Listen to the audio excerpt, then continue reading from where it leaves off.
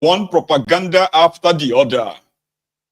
Unfortunately, maybe fortunately and unfortunately, for the Ronukus, the Abrodian bastards, bad idiots, they've always wanted something to celebrate, something to say, yes, look at that. Just like those who were praying for the Nigeria air. The Nigeria air succeed. Oh, the enemy of Nigeria. Everybody, you know, I mean, when APC, Egbekebe runs their propaganda, there are so many gullible morons, voluntary slaves, that would want this to be true so badly. If you dare tell them that this whole thing, no, they add up. This sounds like a lie. It's pretty much like a lie. Then you are going to be the villain. You are going to be called the enemy of the contraption. And the real enemy of the people, they can get away with anything.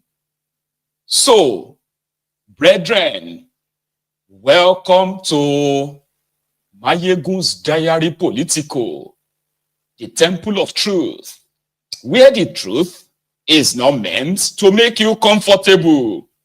It's always going to actually liberate you, help you to handle the disappointment that the lies would have cost you. So this morning, from the blues, from the stable of the Ronukus, the Ronu Nazis, their own slave masters, Tinubu and his gang, they released another number that cannot really be verified. In fact, it's been verified to be a lie. But they will run it maybe for a few days, and then they will disappear once they realize that they've been lied to. It's happened many times. And that is why tonight we are scrutinizing or putting it out there, the new propaganda of APC. Egbekegbe. Have you heard that their Portharcourt Refinery just woke up last night and boom, it just started the refining a production, yeah? And then boom, it is going to be, rolling out 200 trucks of PMS every day. Boom, just like that. But what they left, or what they forgot to add is the fact that the refinery they are claiming to be working is actually meant to be processing or, they have this thing they always call it, I actually have that word for it, blending. To be blending diesel. But they've gone to the public to tell everyone that the Portharcourt Refinery has started working. And you know, sometimes on this platform, I've said it many times, not like sometimes, many times, that I really, really do wish that some of the lies, the propagandas that they are selling to people, that sometimes I actually do wish that even if now one may be truth, because if it is true, it is likely going to change your situation in that contraption. Unfortunately, lies can't turn to truth. No matter how much or how many times you repeat it, it won't be the truth. And that is what we are going to scrutinize tonight. About 2.5 weeks ago, after all the show off, all of the lies around signing an agreement with Dangote so that they will be buying from Dangote Refinery. They will stop importation of petroleum in Nigeria, only for them to rescind that decision, or maybe it was never really a thing.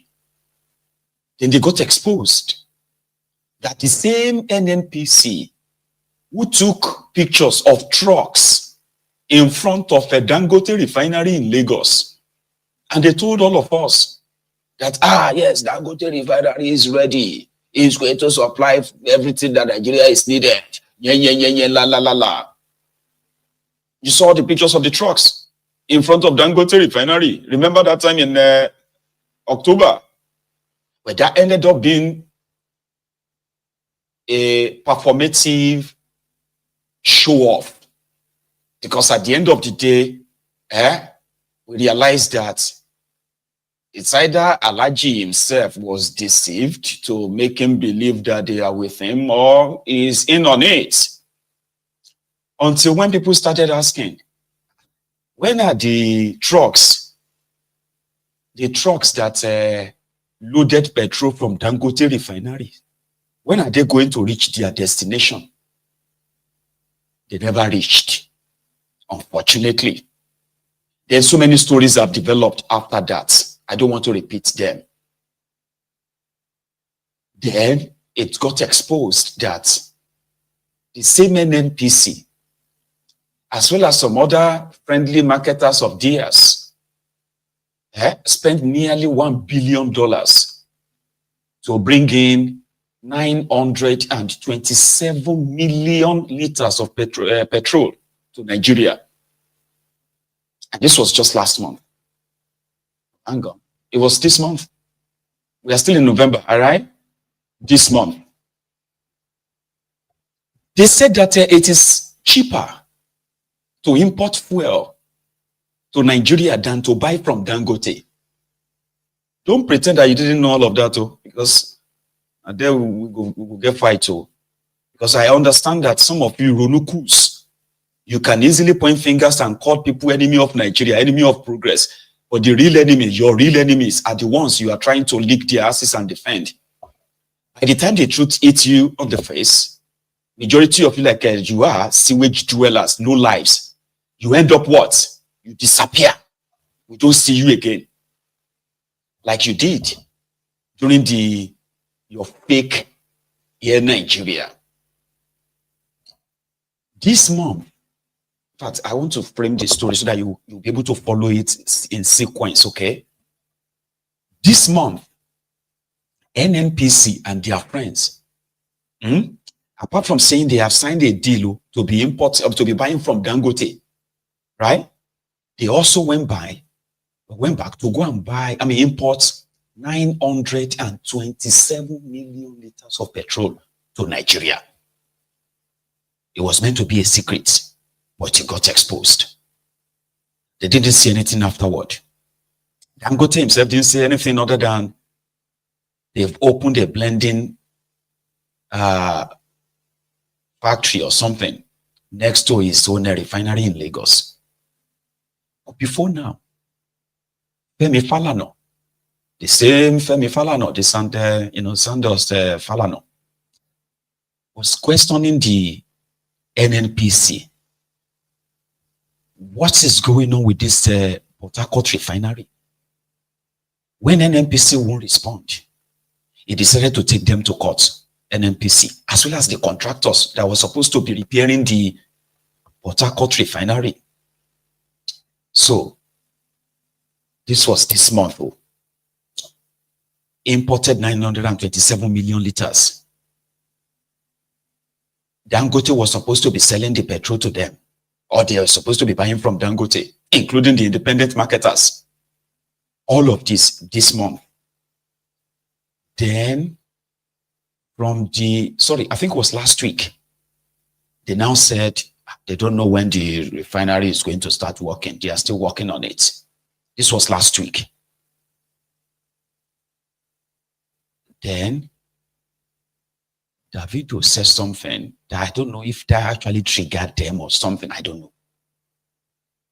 Then, the refinery that was meant to be blending diesel suddenly started producing petrol. And in fact, between last night, when they announced that it has started working, and this morning, it has produced over 200 trucks worth of petroleum to be distributed. They turned on the generator last night. Let me show you. And this morning, like they did in front of a Dangote refinery with all the cameras, everything. Then, all of that just evaporated, disappeared, right? So they turned on the generator last night, made video and posted it online this morning. Said the Portharcourt refinery started working. I'm coming.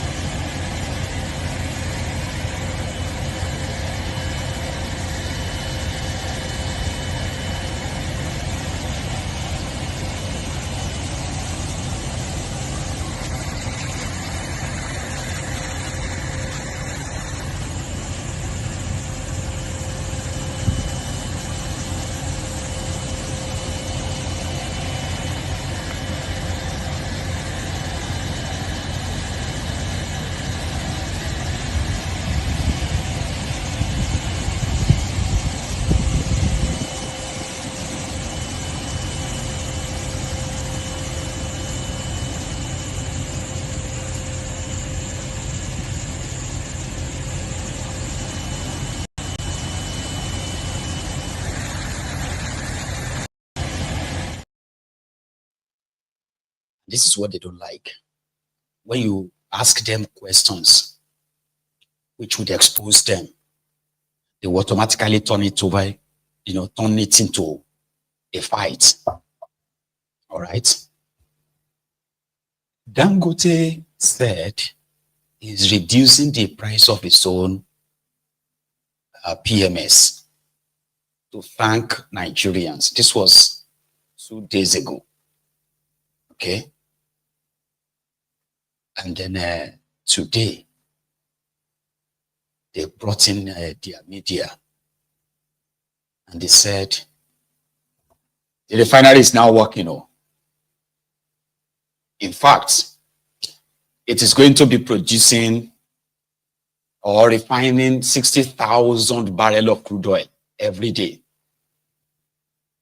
Between last night and this morning, the refinery has refined and produced 60 million liters of PMS. Okay. 60 million. Meanwhile, you just got the delivery of 927 million liters. Ajekela no. Omokuleni. They say which cried yesterday. The baby died today. If you add 1 + 1, it's meant to give you 2. But not in that contraption. 1 + 1 would always give you 11. So the workers who are supposed to be working in the refineries, they are not producing anything there. Some of them said, well, in all honesty, we are not refining anything. What we had is just like blending so and so, okay? And then just rolling that out. I'm coming to that. From their own released video, there's similarity here for those of you who followed what happened in front of a Dangote refinery that time. Watch this.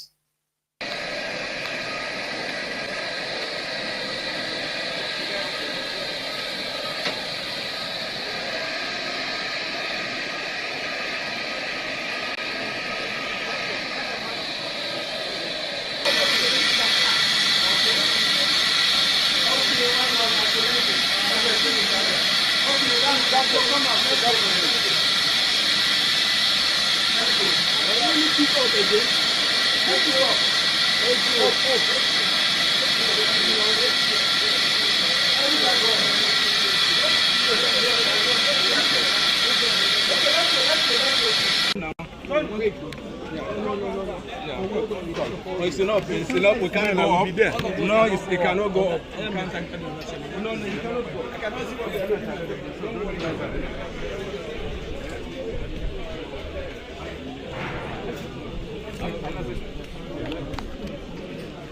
You're the one speaking, sir. Thank you very much. Thank you, sir. Thank you very much.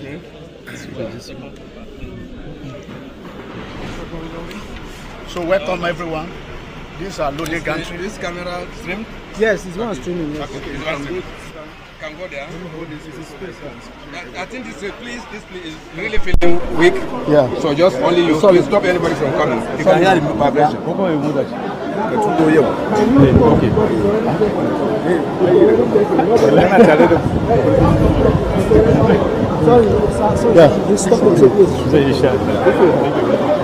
Basically, let's go down. This is our loading bay now.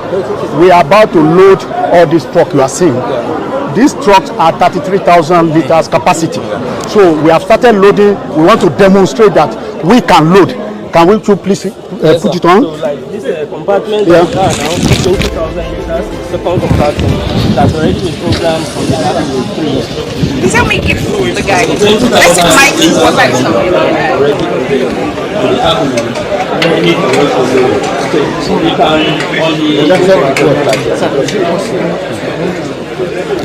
Precious, collect the mic. It's already programmed. Second compartment, 2,000.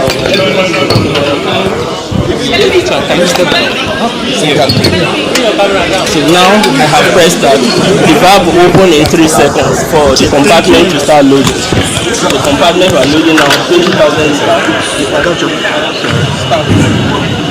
So it has already started. The valve is now counting down 20,000 for the second compartment. So thank you very much. Thank you. Can we want to complete? Thank you.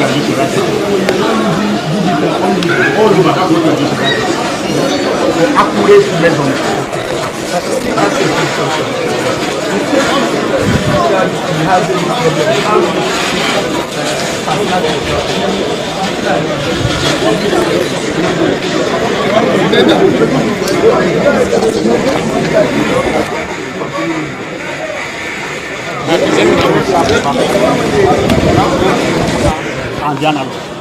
In case the digital does not work, unlikely event that it does not work, you go to analog. My name is Tima. Chairman of Portharcourt Refinery. I am here to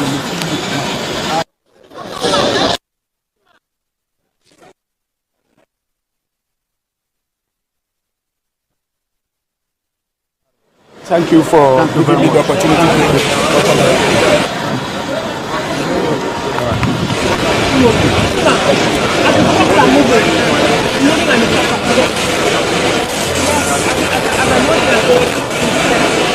I can hear, I think the other side.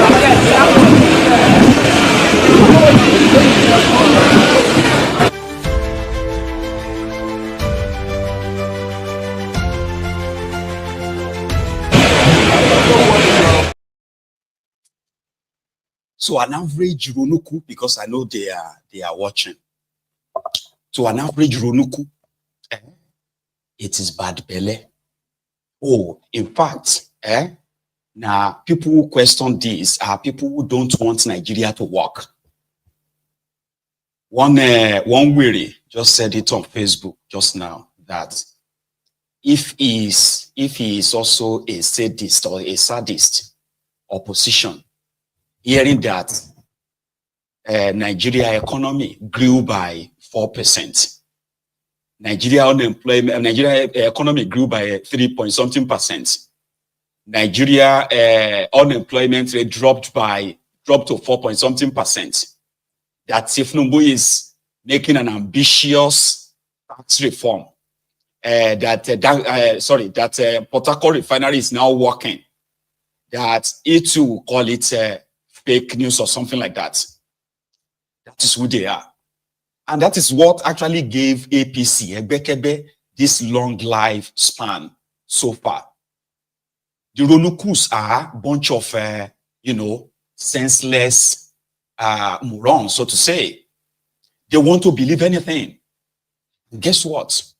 Once the old euphoria is gone, are you with me? Then when you call them back and say, come now, how far with this your grown economy?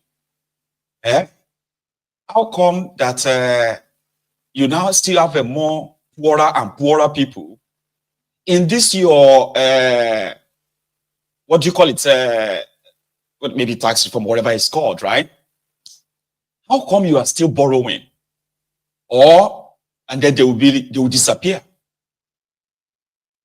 Or they will tell you that just give it time. It will take time before it will reflect. There's one more I want to show you before I kind of drop my bombshell tonight. Just the whole media drama again around it, Abby. Here are the trucks that were supposed to load the already blended, imported fuel, blended in this small Portharcourt show off, right? And then they'll close shop. Watch this.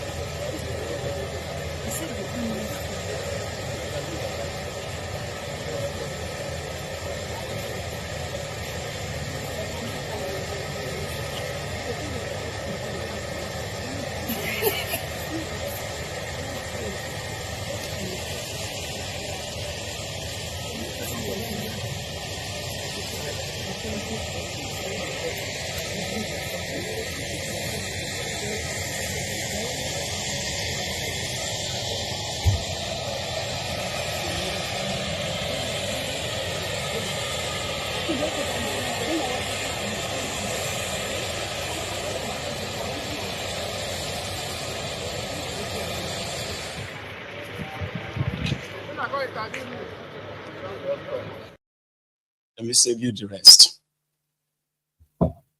Now, there is evidence that they imported this same fuel that they are distributing.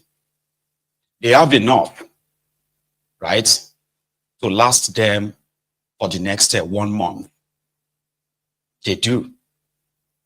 And there is also an evidence that what they are doing It's not just that they imported fuel and moved some of it to that same Portharcourt. They are also blending it with some harmful substance or chemicals and the rest of that, like, multiplying, duplicating and all that, to resell back to the society just for this particular show off. But here is some questions that even you, as a Ronuku, watching this broadcast this evening, that you should possibly ask yourself. How much are they going to sell now that the refinery is working? Let's now take them for their words and say, okay, the refinery is working. For Dangote, or start with, they imported the fuel to Nigeria, is sold at 1,075 naira by the NNPC. Others are selling at 1,100 naira, 1,200 naira per liter. So now that you have everything locally, this is not Dangote. Okay, Dangote is importing his own crude oil. And that is why Dangote can't sell less than 970 naira that he announced just 2 days ago, because they couldn't give him crude oil, right, from Nigeria. So he's importing his crude oil, buying it from abroad. So the NNPC that announced to you that the Portharcourt refinery is now working, how come they didn't announce the price with it?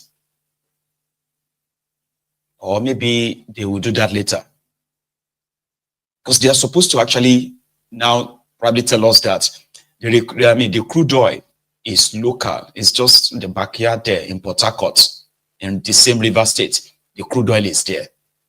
The pipeline where the crude oil is going to be pumped from is in Nigeria. So that means the part where you have to price the barrel of crude oil, and because of the price of the barrel of crude oil, which will then determine how much you are going to sell the liter of petroleum or so, a refinery actually refined more than just PMS. It also refines diesel as well. So how much are they going to now sell this Portharcourt refined petrol? Is it going to be sold for 1,075 naira? Or it should be far, far less? It's a question that they probably haven't considered answering. Because one of the things that having your own refinery could have done or will do for Nigeria right now is that it can break the price of petroleum in the market. And that can automatically help your economy. You get? I mean, they can't tell Dangote how much to sell his own petrol. But they can tell how much they want to sell the one that is refined in Nigeria, in Nigerian's refinery. Have you thought of that, or you are still living in that euphoria? It's a direct question, right? I'm not expecting you to answer it. I'm just probably putting it out there that if the Portharcourt refinery is working as they are currently postulating, right?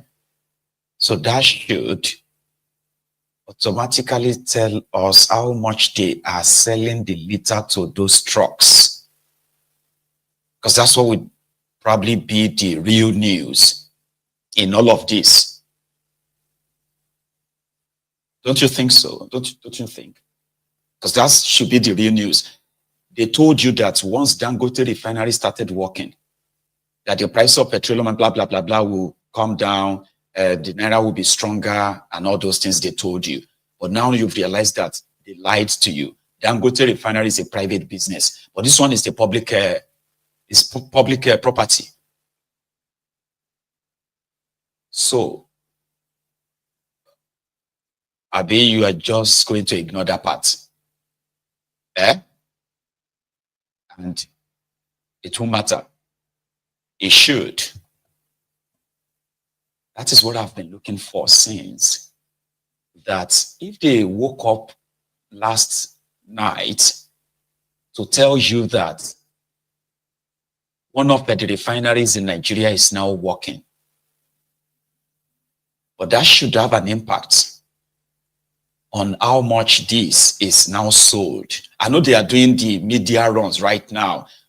I mean, throughout this week, that's what you are going to be seeing on all the media, social media, your TV, your radio, about the refinery is now working. But the question you should ask now is that, are you going to be buying at the price of the imported petrol or the Dangote price of over 1,000 naira?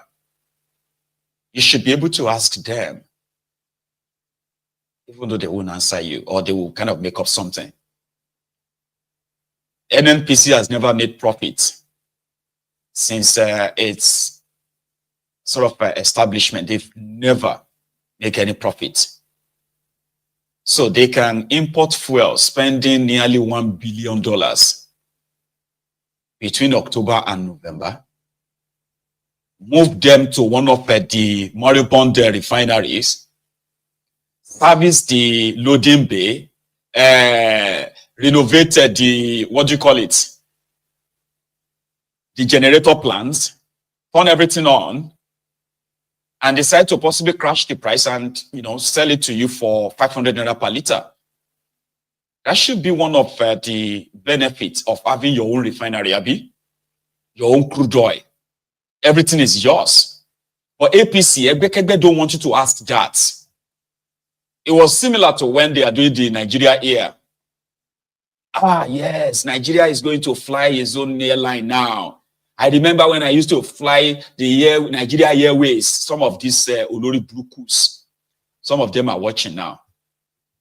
They called us enemies of Nigeria. They called me enemy of progress, simply because I'm asking the same question I'm asking right now, right? That if you are going to have a national carrier, you should at least, number one, you would have placed order for the aircraft that will service the airline. You probably would have opened a website that will tell us about you and what you are doing.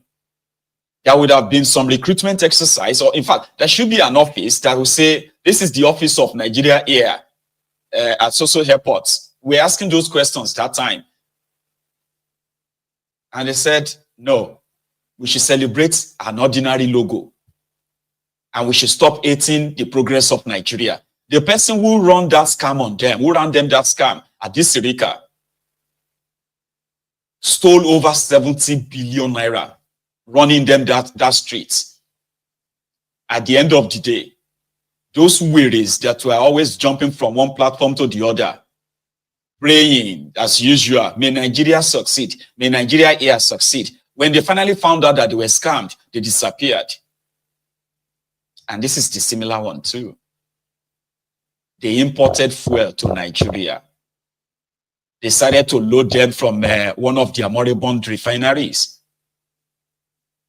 And they wanted to go to town and be happy. Tinubu has congratulated them. It's part of Tinubu's reform. But if there is any reform that can really touch you, touch your lives right now, is the price that comes with this. If they are loading 200 trucks right now, the price of petroleum in in the Niger Delta area of Nigeria should have crashed in the last 24 hours. Don't you think so? That should be the case? Or Unago tell us the story of they are still selling the old stock. Abi, because you always have a way that you twist all your lies, and you have all the zombies, the mumus that believes them because they want them to be true so bad. They want the lies to be true. And they have to sell off the whole stock first. The price will crash later. Happy? Then a week, 2 weeks, a month. Everybody just forgets about the supposed refinery that is working. This is the question. And I'm going to leave you with that. Okay? Here is it's a man that sometimes they'll say, if growing old, if this is what growing old is, it is not. It is better not to grow old at all. Doing your quick, it was on a rise.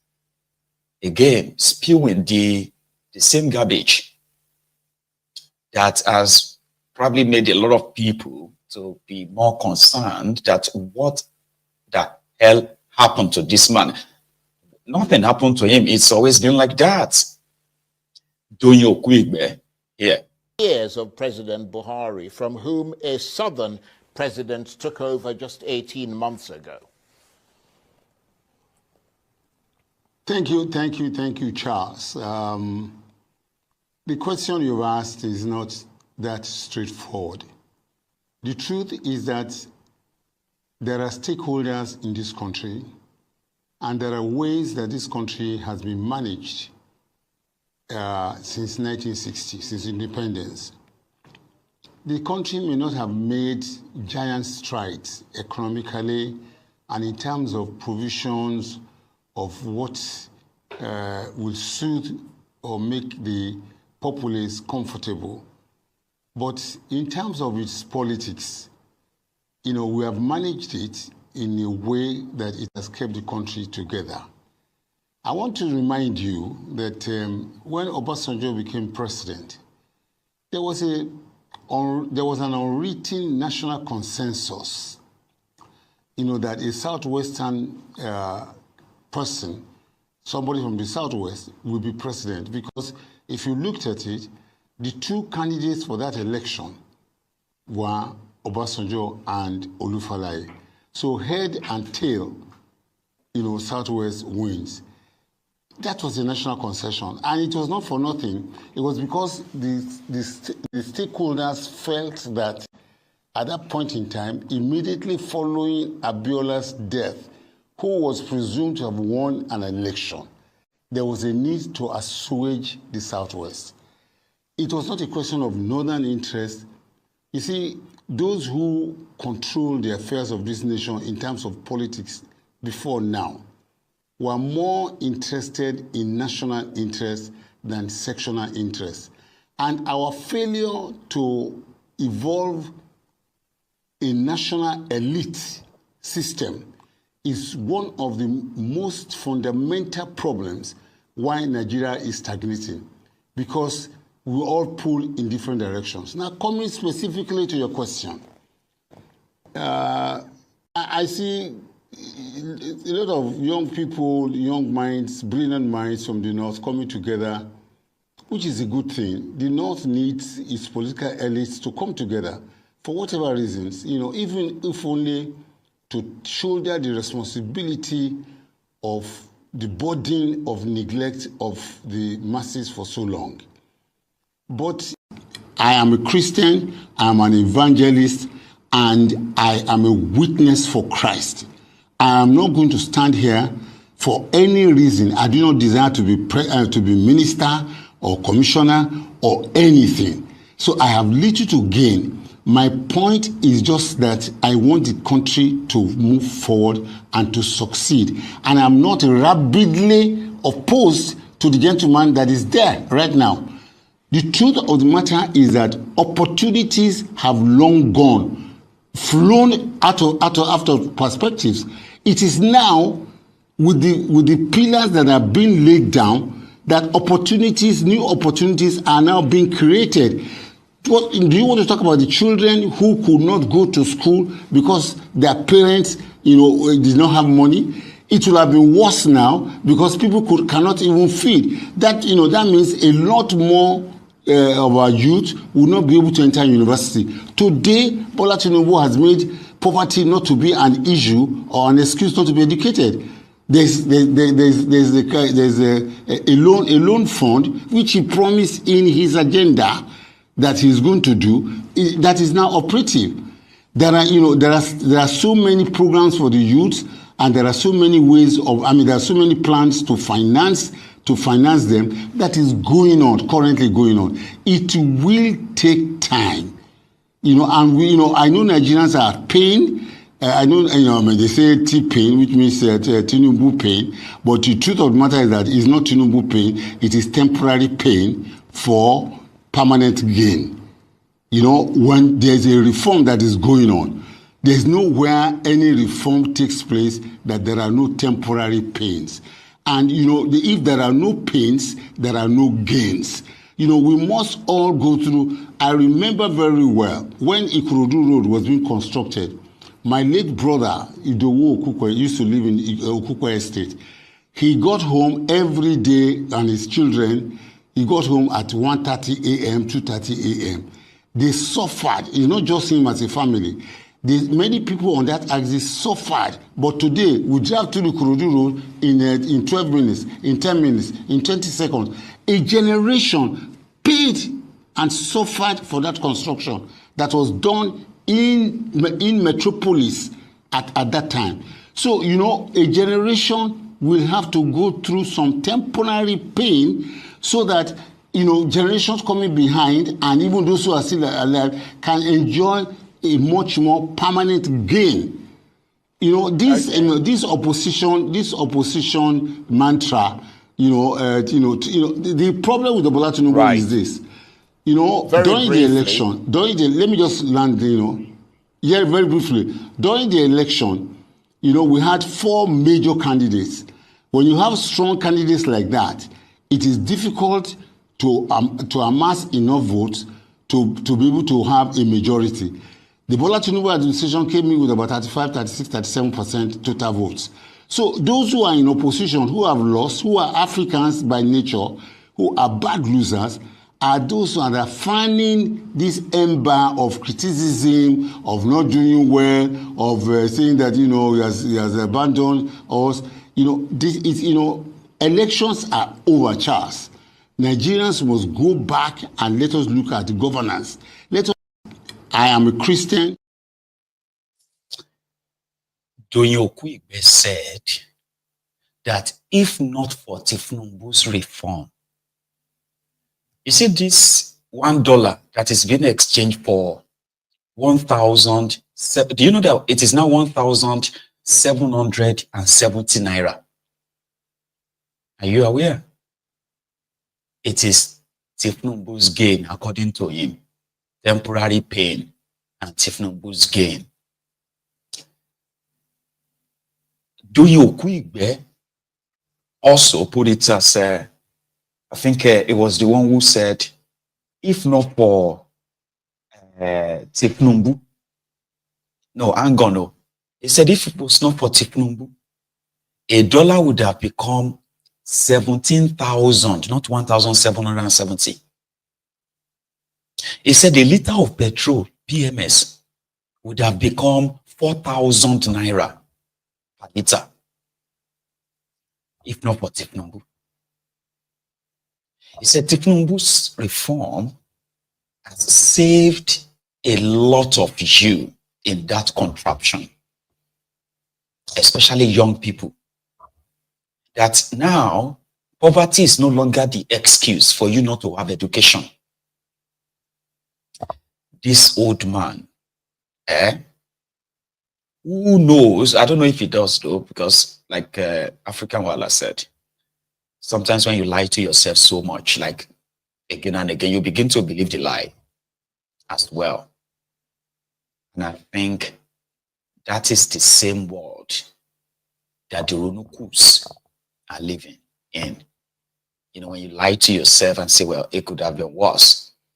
I didn't even know it was because of Tinubu. I thought it was because of Iroboye's prayer. Remember that one said it was his prayer that stopped Nigerian naira from probably crashing to 10,000 naira to $1.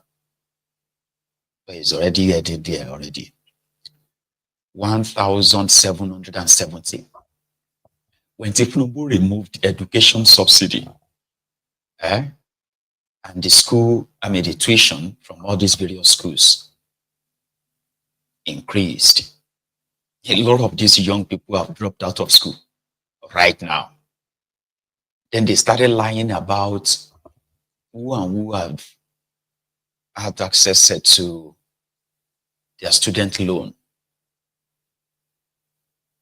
And in that, it is recorded. Well, I don't know which one to believe. So the NEL fund, people who are sharing the money said they have shared 11 billion to 104,000 people, students. Wale Idun said they have shared over 90 billion naira to 500,000 students. And this is how they all kind of like a juggle number. So, Doyo in his character, which seems to have become more like a sickness, is telling us, okay, that you, the victims of this failed roguish regime, you are just bad losers. In his own world, if not for Tinubu, things would have been worse for now. So yeah, you need to sacrifice, and as things stand, whatever you are facing is a sacrifice.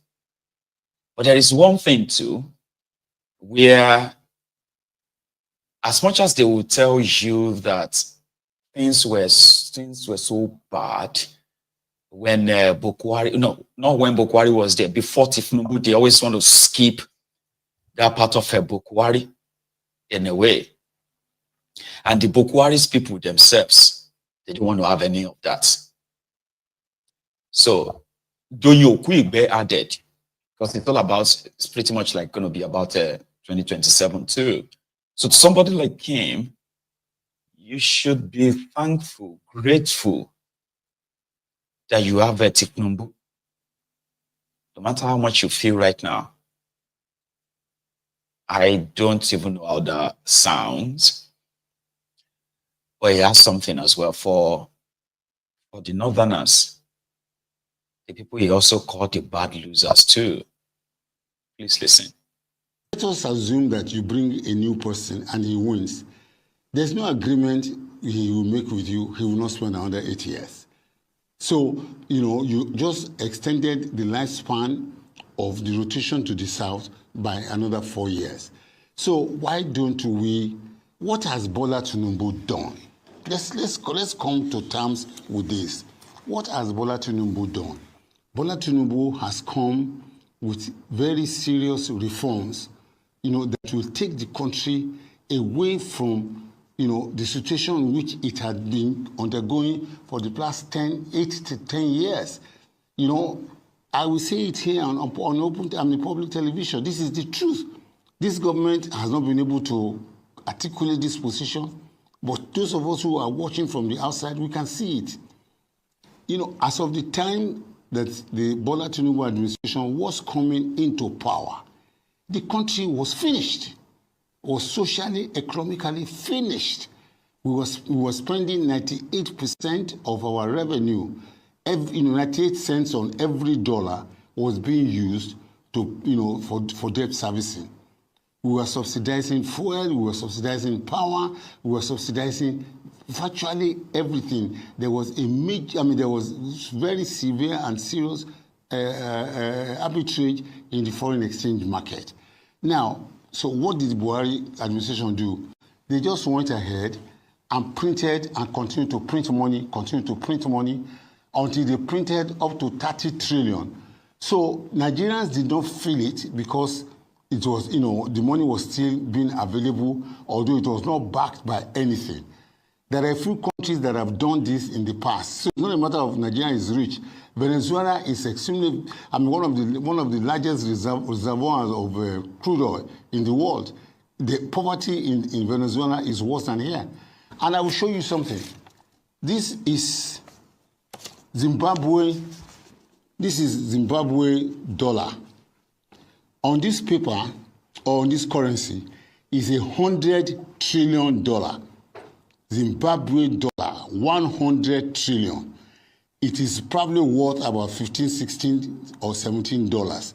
It will not buy in Zimbabwe 2 live fowls. Now, this is what Bola Tinubu has saved Nigeria from. If Bola Tinubu wanted to be popular and wanted to be, for him to be sang and all that, he would just go back and continue what was being done before, continue to print money until, God forbid, we approach this level. And, I have had people complain, which is legitimate, that dollar is 1,700.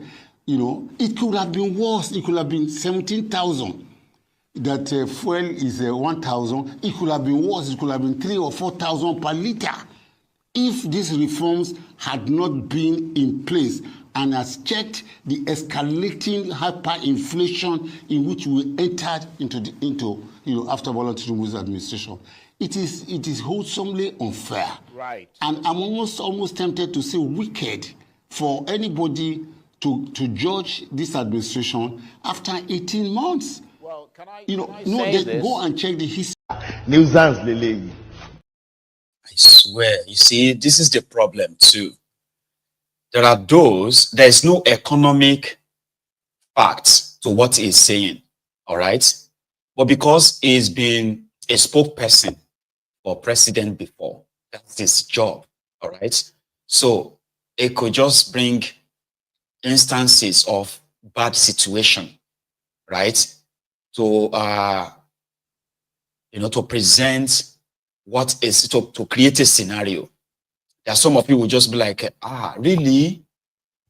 Oh, okay. Thank God, though. And it's so unfortunate that somebody like that is being given the airspace or the airtime to actually, talk to millions of people, to spread this level of lies and propaganda. And then praise Tinubu for it. Okay, to say, man, you don't know what this guy has done for you. If not, your naira would have become 17,000 naira to $1. Or you don't know what he has done for you. A liter of petroleum would have been 4,000 naira per liter.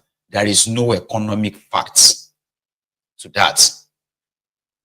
So presently, Tinubu and his gang claimed, right, to have removed subsidy, which is the reason why you are paying more for the same product today. But at the back end, the reason why they said they removed it is because of the forex scarcity.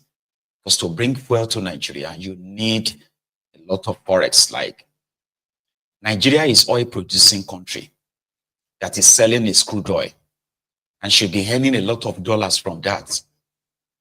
But from the days of Bukwari, NNPC, under this APC, NNPC have become so endemically corrupt that Nigerians can't even say how much the country is making from crude oil or how much is being remitted to the Nigerian cover.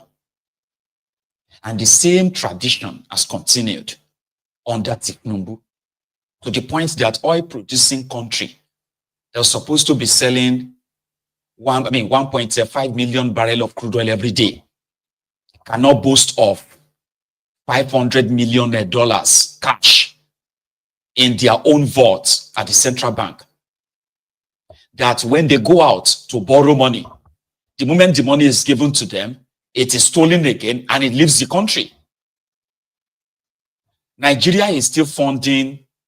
Nigeria, in the last 4 months alone, Nigeria spent 7.7 trillion naira servicing debts of Nigeria. He spoke about printing money. Under Tinubu, they have printed, in their ways and means, they have printed over 22 trillion naira in 18 months. He said that Bukwari printed 30 trillion. Well, he printed 27.5 trillion naira. So, and it's like, ways and means. So those of you who know that, right? This is supposed to be the money loaned to the government by the central bank of the country. And it's not supposed to be printed. It's not supposed to be some money that the central bank ordinarily probably have in savings.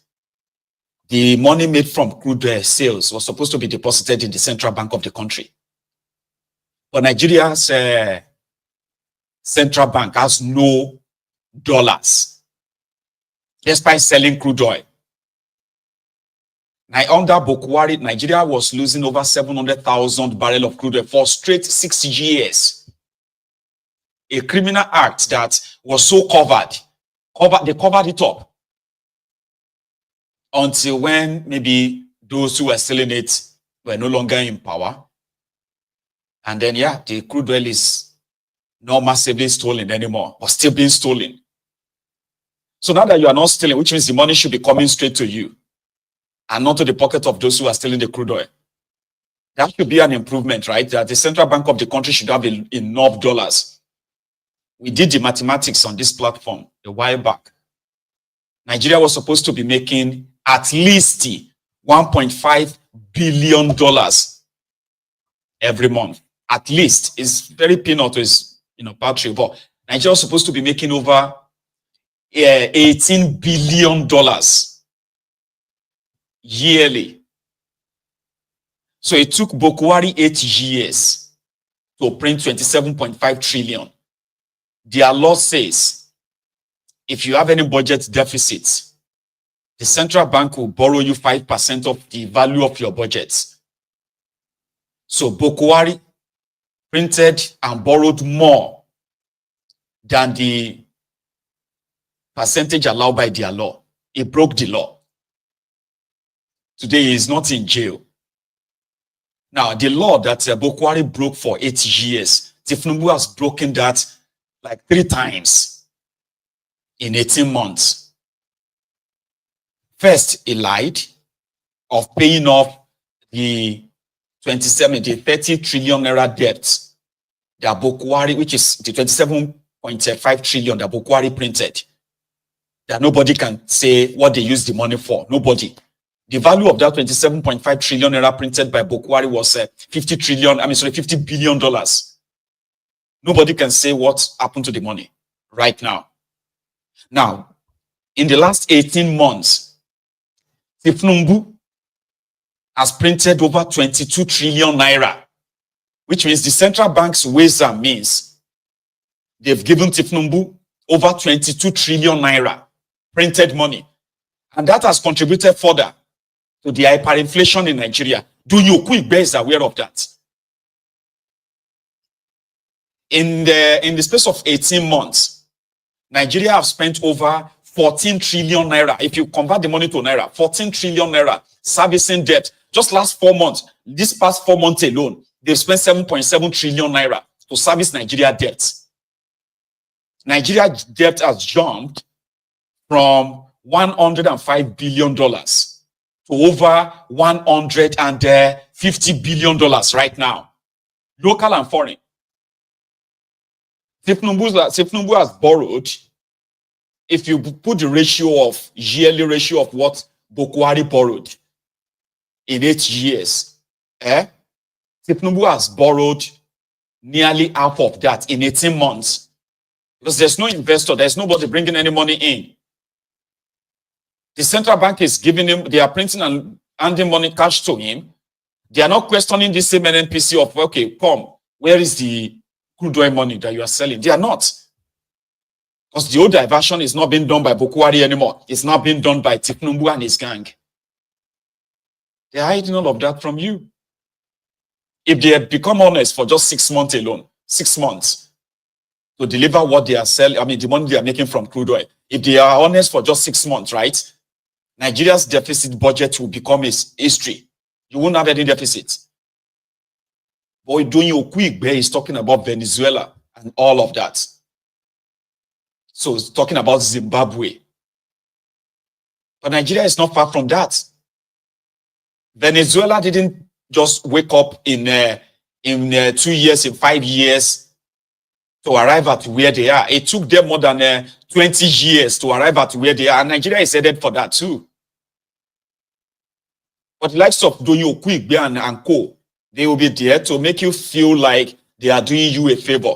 Tinubu and gang lied. This same NNPC guy, this Malta guy, they lied that Nigeria is currently producing 1.8 million barrels, and they will soon be producing 2 million barrels of crude oil every day. But that's a lie. The official figure that is actually, even in with their own agency in that country, came out and they said, well, we are not producing 1.8 million.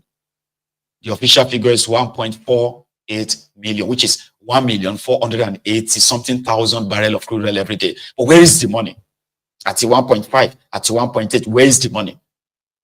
Nigeria is not paying back debt too. Nigeria is servicing debts.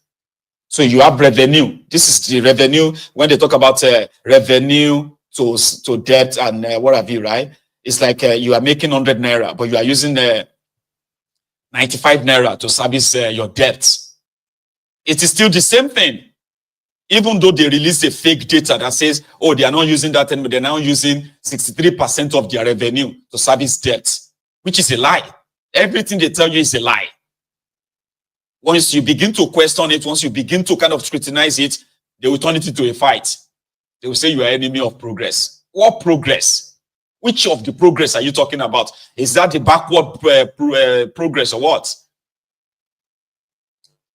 They plan to generate, this is demo. They claim that, listen to this one. They claim that their plan this year, 2024, was to generate 19 trillion, which includes money from the customs, immigration, and all these places, including their taxes they will take from you. And according to their FIRS guy, Zach, what's that? Adidiji, what's that guy's name? The Nigerian customs alone, they have generated about 15 trillion in this 2024. And from all taxes, Adidiji said, as of September, they've generated more than 20 trillion, which means they've generated more than what they expected, which is also a lie. However, they are rolling out all these figures from removing subsidy, what they have saved from removing subsidy. Instead, they've saved $20 billion. But they say no, it's an audio savings, which is that instead of us spending $20 billion to borrow $20 billion and use that for fuel subsidy. So we didn't borrow. Then, but hang on, the NNPC has been using the Nigeria's crude oil money to subsidize the imported fuel to Nigeria. So now that you are not paying subsidy, which means this is not you borrowing money. If NNPC claim that they are spending about $1 billion about $4 billion or thereabout to subsidize fuel. So, which means if they are not subsidizing anymore, where is the $4 billion? Forget about $20 billion saved. Okay, the audio savings. Normal. The lies they've told people. The reason why they had to remove subsidy was because the money made from crude oil was being used to subsidize imported fuel. So now let's agree that they are not paying that anymore. Where is that $4 billion? It's nowhere.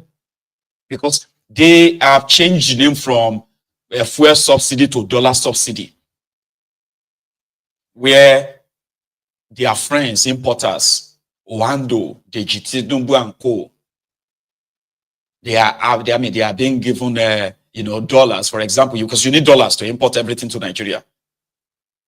So while the rest of you are buying a dollar for 1,700, they are subsidizing it for those ones.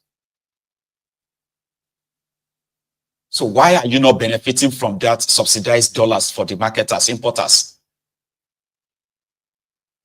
Do you see all the old mess, the old scam and the rest? So if the likes of Edonyo Kwigbe think he's talking to dunces like the APC, Abubakus, no wahala.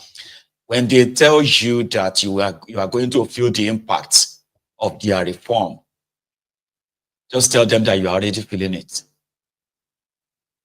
You're already feeding fat from their lies, the propagandas and the rest. You just don't know. Because that's exactly what is going on. They are feeding you with lies upon lies. They are creating scenarios that will kind of make you feel like it could have been worse when you're actually living in the worst situation. If you said you are planning to generate 19 trillion and you've already used over 15 trillion to service debt in the last 1 year, about yourself, do the math now. What is now left? What is that ratio? Is it different from what Bukwari was doing? They are still taking loans. They are still devaluing your currency. The whole crashing of Nigerian naira will continue. One of the things that could possibly save you, if they are honest, is this Portharcourt refinery. It should have actually started with Dangote refinery. The same people who told you that they will be supplying crude oil to Dangote in naira to strengthen Nigerian naira, so that anybody who wants to bring fuel to Nigeria should go and look for their dollars elsewhere. Nigeria won't give them dollars anymore. But the same Nigeria processed nearly $1 billion just this month to bring in 927 million liters of petroleum to Nigeria. So if they sold you lies and you feed fat on it, you will go get kwachoko. You can call me enemy of progress, enemy of Nigeria. You are not progressing, so therefore I am not enemy of any of your progress. You are just the enemies of yourselves. For those of you who are believing their lies. Because you can believe all their lies. There is no amount of how much of these lies you believe that will eventually turn to truth. It won't turn to any truth. You are just going to continue to hope that maybe this thing is going to turn to truth. It won't. They are printing money. They are borrowing money. You don't even know what they are using it for. They are cooking figures. Nigeria economy grows by 4%. You don't understand what it means to say economy is growing. Do you even understand that as a typical Nigerian? Do you understand what it means? It means that your electricity is now stable. You have more manufacturing going on. Cost of doing business in Nigeria has reduced. They are putting together tax reform. The tax reform is just to further take from you, not to give back to you. So if you are looking for enemies of Nigeria, well, look in the mirror. Those of you who are supporting these criminals, you are the real enemies of yourselves. You did it for Bukwari for 8 years. I know the tire say self-sabotaging, supporting criminals who are milking you, drinking your blood is never in your own interest.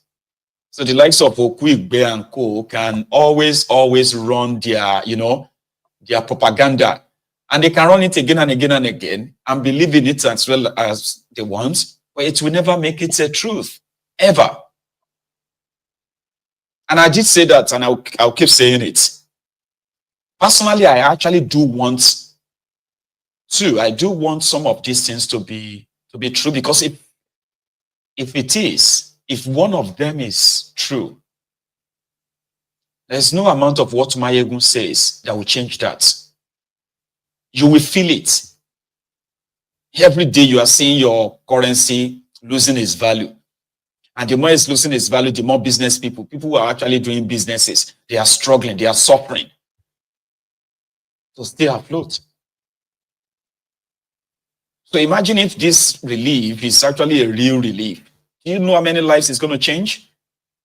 Do you know how many businesses you will save? So you can call people names, you can, make up things. When you feed fats from their lies, you will come back here and drink the water of truth. You will drink it eventually. your economy is growing. How? Where? Agriculture, really? So how come you are still having this food inflation? That is obvious that you can't even feed yourselves. A country that has this massive land of growing food, you can't feed yourselves. What does that tell you? You can't afford anything. Basic things you can't afford. But you think feeding fat from their lies, it will be enough. Or telling yourselves that they are working, they are trying. Some of you are even blaming yourself. I remember when they would say, must you eat rice? A bag of rice is not, must you eat rice? Why don't you eat something else? That's what they say.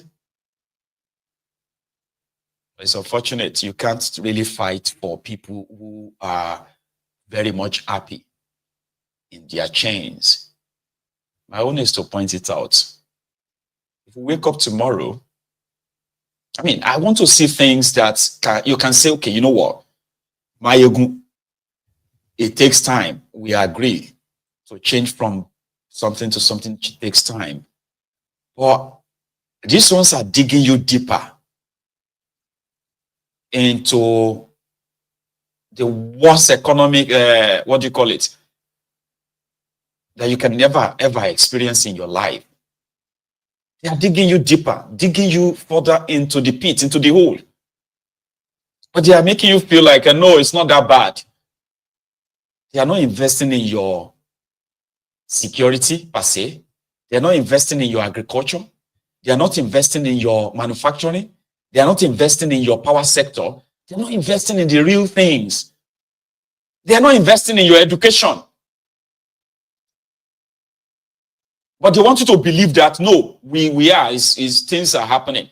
How? In your head. That's why they could put up a show on a refinery that is meant to be sorting diesel. If the Portharcourt refinery is indeed completed, there's a segment that's supposed to be processing petroleum, then transfer the rest to this diesel plant. But they took everybody to the diesel plant and told them that this is the PMS plant. So, what happened to the diesel? They just threw away the rest of the crude oil.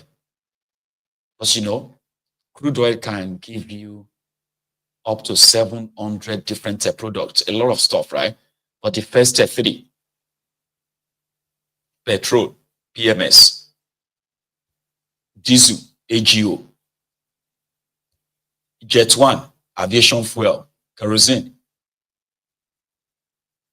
But you don't care about them, Abi, since they are blending PMS for you. Then it's working. You don't want to ask the questions, no? That's too much for you. It's too much for your brains to ask questions, Abi. Because asking questions is going to make you a bad belly in a contraption. It's a long one. Anyway, Mo will leave that one for now.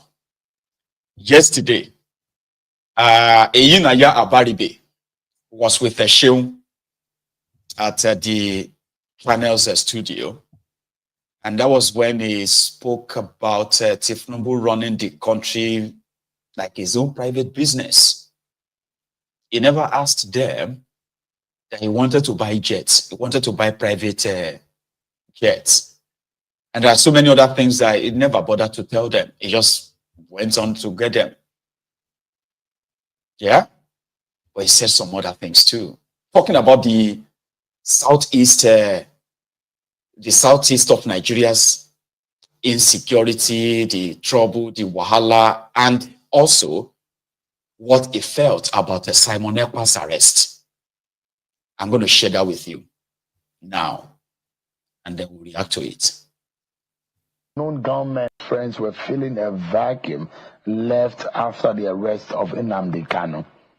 Well, what vacuum? I mean, Nnamdi Kanu was Nnamdi Kanu engaged. All of us have been going around trying to make sure that we deal with the matter to make him come out which we continue to tell the federal government that he is the key. Reason is that everybody using his name and the name of IPOB to perpetrate violence and mayhem. And I always ask the same Simon Ekpa and their group. You want Biafra? Fine. Do you want Biafra, or do you get Biafra by killing the same Biafrans you want? How? How does murdering people, how does kidnapping people, how does going around and spreading mayhem, killing policemen, burning police stations down and all that help you? How? I mean, calling Nigeria animal farm, calling Nigeria zoo, calling Nigeria all sort of, and painting a picture that this is a hell on earth, a country that is unlivable, and giving an impression from outside of the country as though anyone who is in government or anyone who represents any other thing other than IPOB is a villain. Now, and there are those who believe that, yes, the agitation and some of the intervention that Nnamdi Kanu represented, as soon as he got off the radar, of the scene, there are those who wanted to feel and lead that voice. But the question is that you have been agitating for the release of Nnamdi Kanu. Buhari government has passed. You were arrested as being a surety for Nnamdi Kanu. There are those, in fact, who said some of you were the promoters of the likes of Nnamdi Kanu, and what has led to some of the violence that we have seen in the South. The fundamental question is, how can this end, the agitation, or what can bring to a conclusive peace in the Southeast region? How it will end is simple. Every one of them claims that it is because Nnamdi Kanu is incarcerated. That is why they are doing. They are not. That's not why. It will end when Nnamdi Kanu comes out, and then we now know who is a genuine agitator and who is a criminal.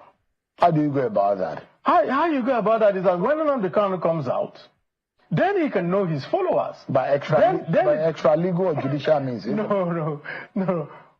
Nobody will now have a reason to say, oh, we are burning down this station, we are killing this policeman, we are killing our own people, nobody's doing, you are going to be doing sit at home because he is incarcerated. Senator, what I'm asking is that, how would this happen? How will Nnamdi Kanu be released?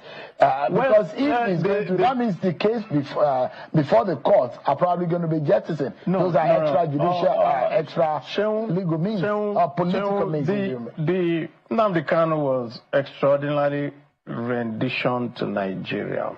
The Supreme Court has even accepted that. And what we have been doing is, rather than continuing through the court process, let us take it outside of that. What has Nnamdi Kanu done that Igboho did not do? Think about it. Yet, Igboho is walking free today. Is it shouting or you're screaming? They've said all that. Even Igboho went the other day to London to say, oh, I'm going to submit a letter to the Prime Minister or to the King of England or whatever. Oh, we want to have our own nation. What has happened to him? You never had anything from the Nigerian government. So Nnamdi Kanu has been treated unfairly. Is that what you mean? Of course, and this is the issue now. The Southeast, 5 states, 50 ministers. A state like Ogun State has 4 ministers. The whole Southeast, just that 5. And so when people continue to look at this unequal treatment, you just give fuel to these people who continue to say they don't like us, they don't treat us well, they don't do all that. So, and I went and I've been talking to the powers that be.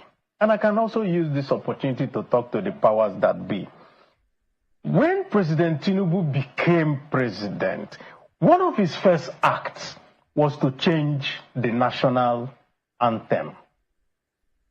In the national anthem, there is a line that says that we want to build a nation where no man is oppressed. So if you're from the Southeast and you see that you're just being given, okay, the Constitution says you must get one, and then you ask yourself, am I being oppressed or not? So I think that fairness, equity is the fundamental thing. And for every Igbo, note it, for every Igbo, a true born Igbo, there is something that is innate in us. In Igbo, it is said, Egbe bere, ugo bere, let the kite perch and let the eagle perch. Let no one disturb the other. So we are known for fairness. So the thing, that's not the point. You're talking as though the Southeast has been subdued. No, there is a deliberate policy, whether it is advertent or inadvertent. What people do when you come out of a war, when you have all this type of thing, when you want to have inclusiveness, you bend over backwards to make people feel that they are also part of this polity. And I say, and I repeat, you cannot have in your national anthem where you say, where no man is oppressed, and you continue to oppress a group of people. All you do so the is South that is an oppressed people. I'll tell you one thing, Seun, from Lagos to Ibadan, from Abuja to Kaduna is about 100 and something kilometers. Is that not so? Mm. From Onitsha to Enugu is 120 kilometers. 60 checkpoints. How can you have that? The whole of the Southeast is the most policed area in the world. From Owerri to Aba, which is just barely 36 or 37 kilometers, you will find 30 checkpoints. Every 1 kilometer you have a checkpoint. Isn't it because of the unrest and some How of the can violence? it be because of the unrest? Are there not unrest everywhere? You have unrest from here. So to Kaduna. Are you saying there is a deliberate I say it's militarization a of the very region? deliberate, and we have shouted, we have screamed, we have told the military, look, there's something that is going on in the Southeast today that is the worst that you can ever see. You're coming out in a transport vehicle. Nobody will check the transport vehicle. You come to an army checkpoint, they will just say, everybody come out and walk. Whether it's raining, whether the people are sick, whether it is, why do you have to do that? And this is in this country. It doesn't happen anywhere else. So everybody in the South friends were feeling. Oh, Sheung can be very, very annoying, right? It can be very, very annoying with his intentional stupid questions. So, right? But the bottom line is this: a lot of us also believes that for whatever is going on in the eastern part of Nigeria that got escalated to this level, even though we know that the criminals in charge of the contraption who have this unwritten, it's like an unwritten Cold War of a thing for the people of eastern Nigeria. Holding Nnamdi Kanu is the instrument or an ingredient that was needed to further sort of militarize the eastern part of Nigeria. They've wanted to do it for a long time. You get? So that they could say, because they've been pushing that for years back, that if something is not done to tame Nnamdi Kanu, the IPOB, right, they are potential threats to the political class from the eastern Nigeria. And the political class in eastern Nigeria believes that if the IPOB is a threat to them, they are a threat to Nigeria too, because It's just going to be a matter of time before the people of Eastern Nigeria will go the route of we are breaking up again. And they don't want that to happen. Now, this has backfired. Those who champion the idea of taking Nnamdi Kanu out, a lot of them have come back now to feel like, man, it's counterproductive, so to say. But now they can't reverse it the way they initiated it. So Abaribe, Abaribe, this is one of the reasons why I kind of like the guy, even though he's one of them in that place, but he is not one of them in that regard. When it was time for people to stand up for Nnamdi Kanu as shorties back then, he didn't blink. He did stand up for him. He was arrested as well when they said that Nnamdi Kanu jumped bail. He never denied him until when that same bail was withdrawn by that woman. What's her name again? So he said he would do it again now that things have gone south, so to say. If he's called to come and stand shorty for him again, he would do it without any blinking. So that's why we believe that for all those who have used the incarceration of Nnamdi Kanu to perpetuate criminality, terrorism, and all other things they've done in the eastern part of Nigeria, let Nnamdi Kanu go. And like he said, what is it that Nnamdi Kanu said that Igboho didn't say even more, or even did more? So today, Igboho is walking around, is kind of like feeling good, with himself. And then they are scared that if Nnamdi Kanu is freed, is more, I don't get it. So we all know that it is an institutionalized, if it was going to be like a white country, they would say institutionalized racism, but it's this institutionalized ethnicism or institutionalized tribalism. So those who have used his name to perpetuate criminality, right, they could possibly be exposed when he is no longer in any incarceration. That is a straightforward thing. But we know those behind his incarceration, they are not just those in Abuja. There are actually those of them who are from the eastern part of Nigeria that believes that if Nnamdi Kanu is freed tomorrow, that may possibly just expose all of the other conspiracies against the Igbo nation, so to say. So that's why somebody like myself will always speak up and say, well, if we want to kind of be honest and straightforward, it is more than just releasing Nnamdi Kanu. It is what would happen, right, when Nnamdi Kanu is freed, that scares shit out of these guys. Sooner or later, it's going to be released.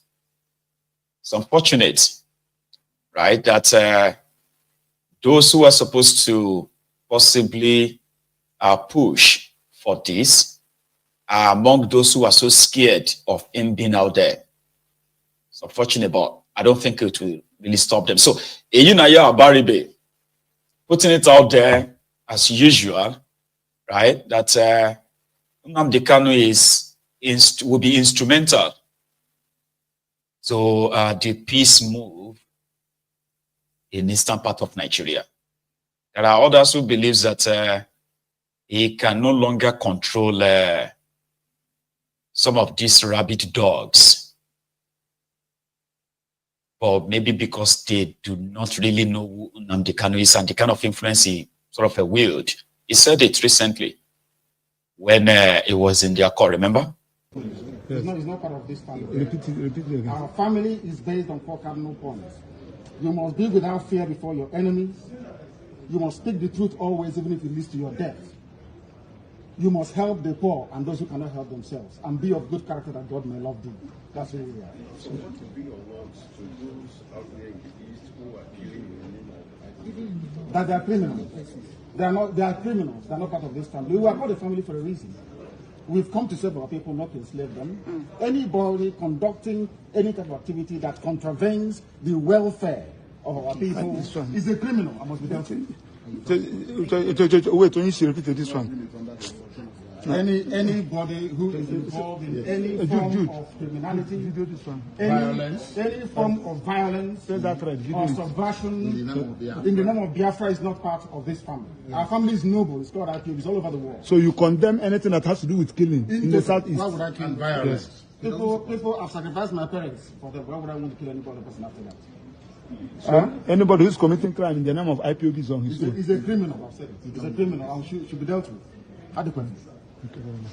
Thank you. Tuesday, we're coming one day.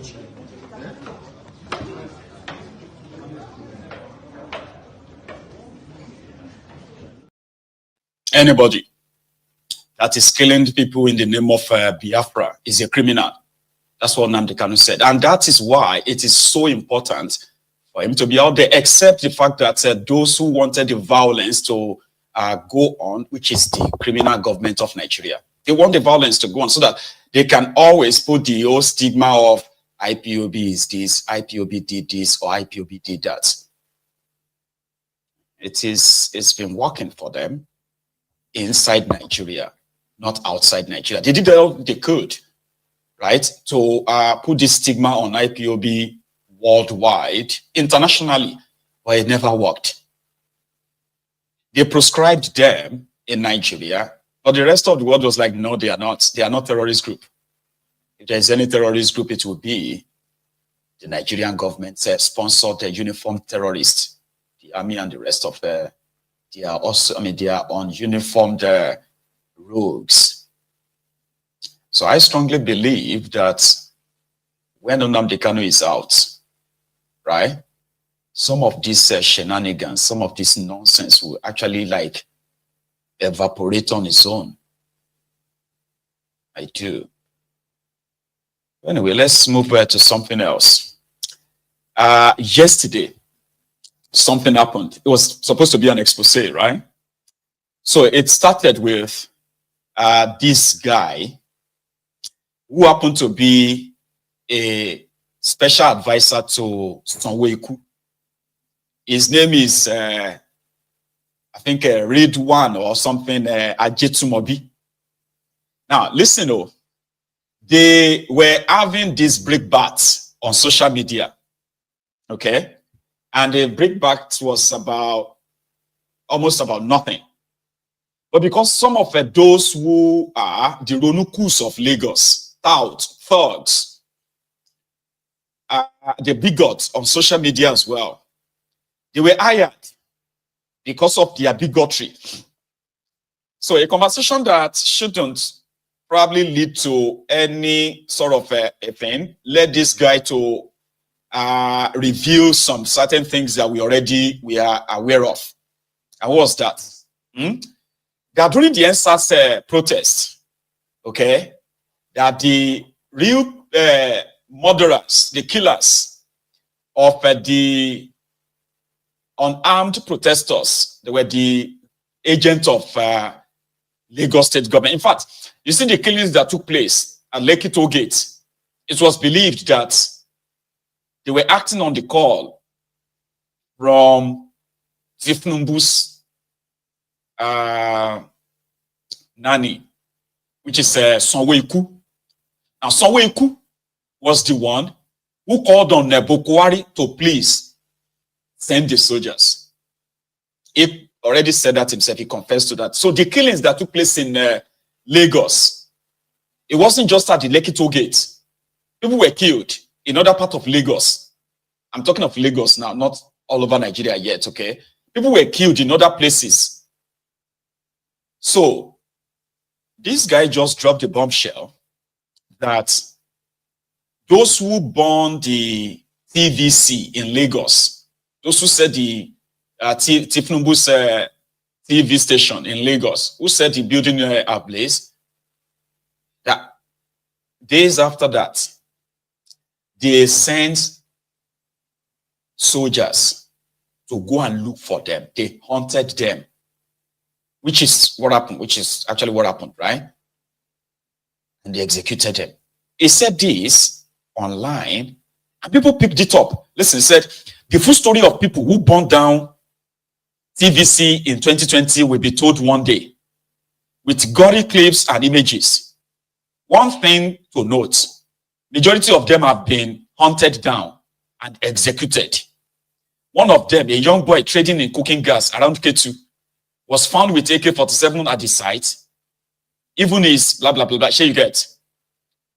And somebody asked, what do you mean? Hunted down and executed. Are you in the know of extrajudicial killings? He just said, laughing out loud, lol. You want to create a narrative in your head. What is extrajudicial killings here? This is him trying to like double down to justify it. He said, some of the people were chased by soldiers. An exchange of fire occurred. Then arsonists were overpowered and killed in the process. Others ran away. Is that an extrajudicial killing to you? Now, there is nowhere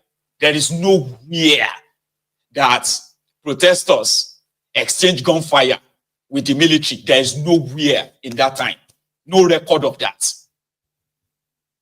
But he kind of created that scenario to say the protesters, so they exchanged gunfire with military and they were killed. Why would you expose such thing? Wait till they worry you. Why would you do that? So immediately, they sacked him, even though they said he's suspended. Here. Sanwo-Iku said Jide Sanwo-Iku has suspended his senior special assistant on print media, Wale Ajetumobi. Mr. Ajetumobi's suspension comes on the heels of the misrepresentation of facts on his personal X account on a past incident. The governor wishes to state categorically that his administration frowns at any form of extrajudicial punishment and will not be a part of any such action. That is not who we are. That is not our way. Chai, you murdered people, protesters, and you claim that they shot at military. So now the guy went back and said he started doing the shalaye. His shalaye was that my only and final response to this misrepresentation, this excerpt was quoted out of context, and there were a series of comments made under the same post, which better explained what was intended. Like I did, further explained under the said tweet. No extrajudicial killing was insinuated. The word executed was erroneously used and not intended in the context of that casual conversation. Casual. What was written in the entire conversation reflected personal opinion and not the position of any authority or the entity in which I work. The post and other comments had been taken down even before this publication. So immediately, he withdrew his statement. But the reason why I am bringing that to you now is this. You see all those bigoted messages online. Go back to Anambra. The Igbos must leave Lagos. The Igbos must be taught a lesson. The Igbos must this and that. All those messages you are seeing on social media by the people who are working for the different arm of government in Lagos. I just want you to know that they are senders, they are employers. They are seeing those messages. This conversation is like 24 hours ago. Everything just got escalated. They quickly want to distance themselves from this thug. You get? To distance themselves from him.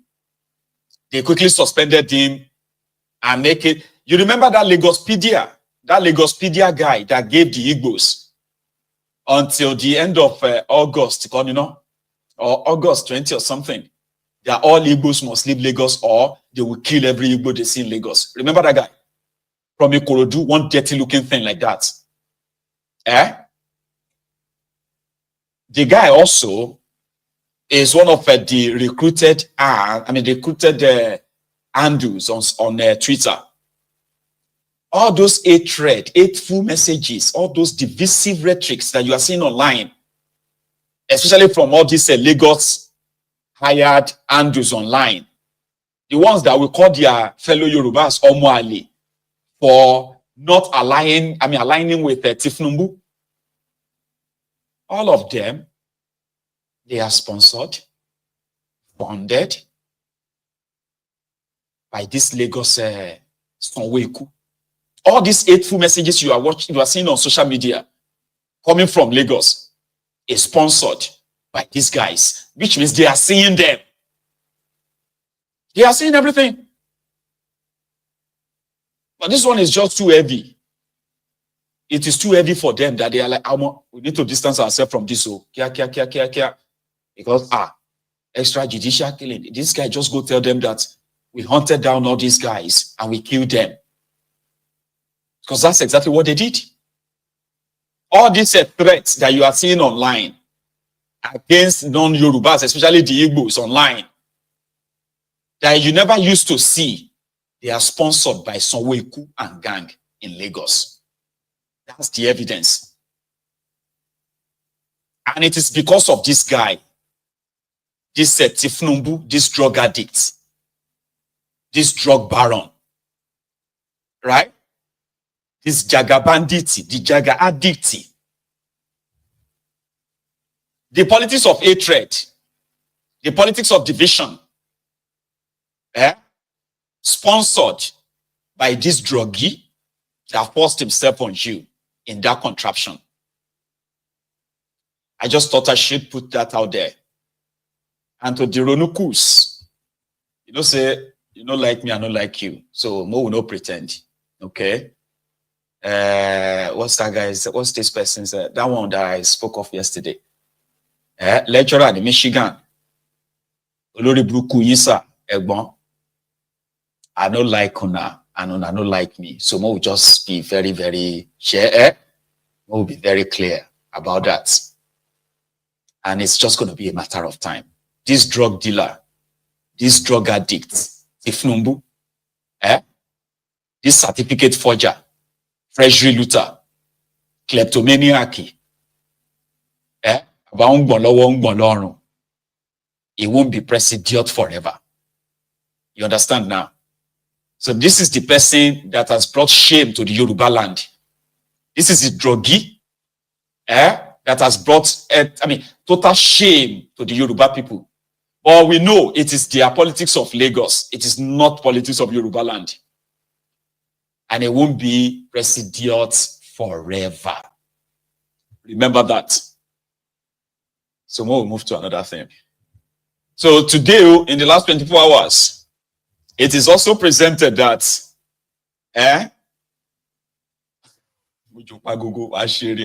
anyway, Yeye Bello don't surrender. But the EFCC said no, he didn't surrender. They arrested him. And that is why is now going to stand trial for stealing 104 billion naira of Kogi people. 104 billion naira is what Yeye Bello is accused of stealing from Kogi people. So we will be following that up. We don't know what really happened, and the fact that Olodo of Kogi was said to have taken him straight to the EFCC again. But this time around, they didn't stay or stand in the car park.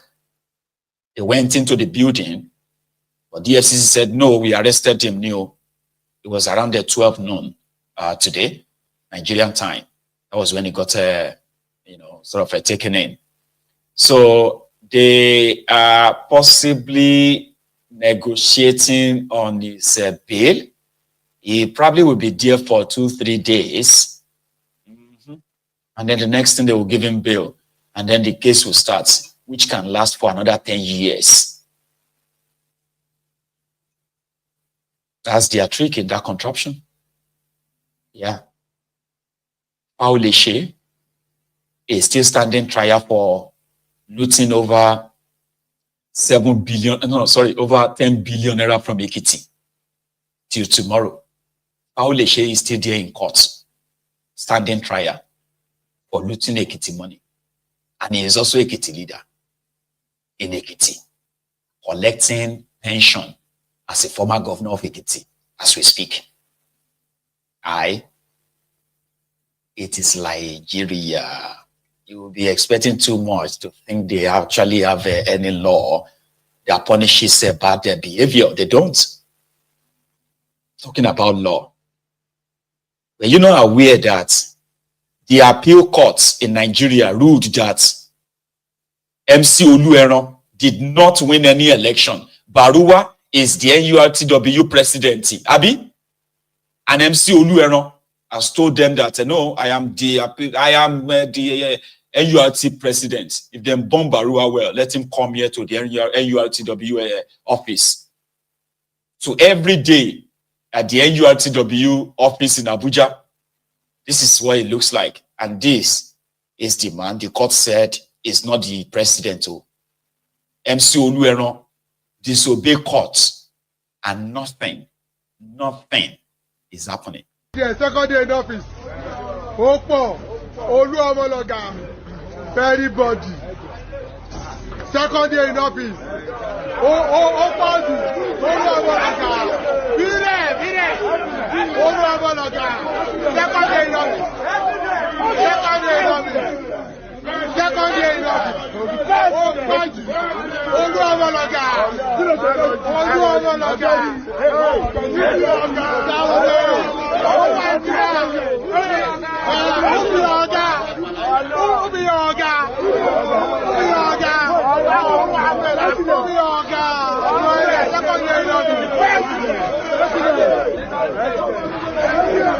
Second day in office. Second day in office. Where goes that?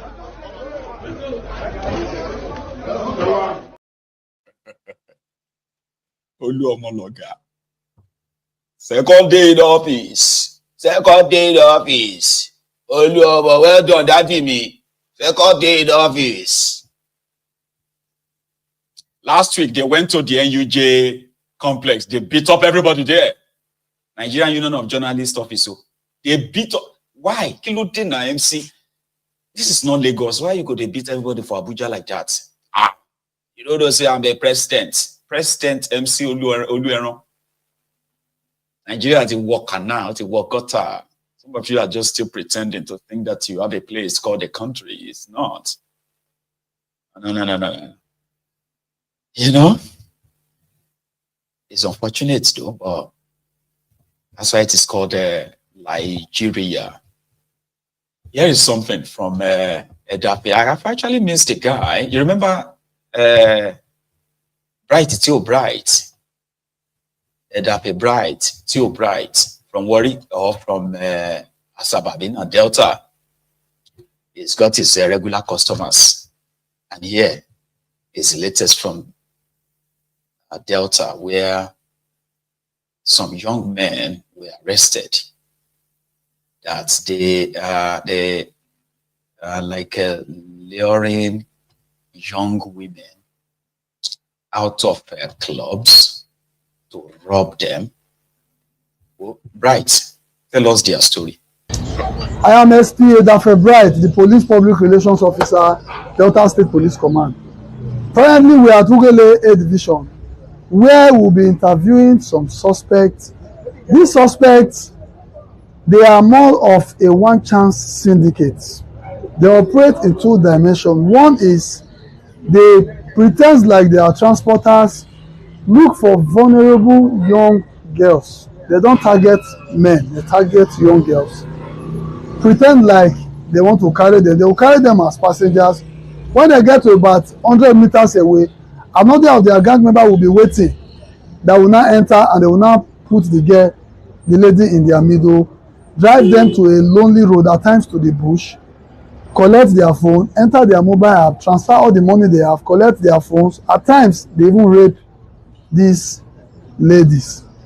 We have one of the victims with us, though she's scared and she does not want to talk, and you know we cannot compel her to talk. But we have the suspect here, and they will tell us what they do, how they do it, and why they do it. Friend, you are my friend now. What is your name? Vincent Omonigo. I want you to talk, make people hear you. Vincent too. Omonigo.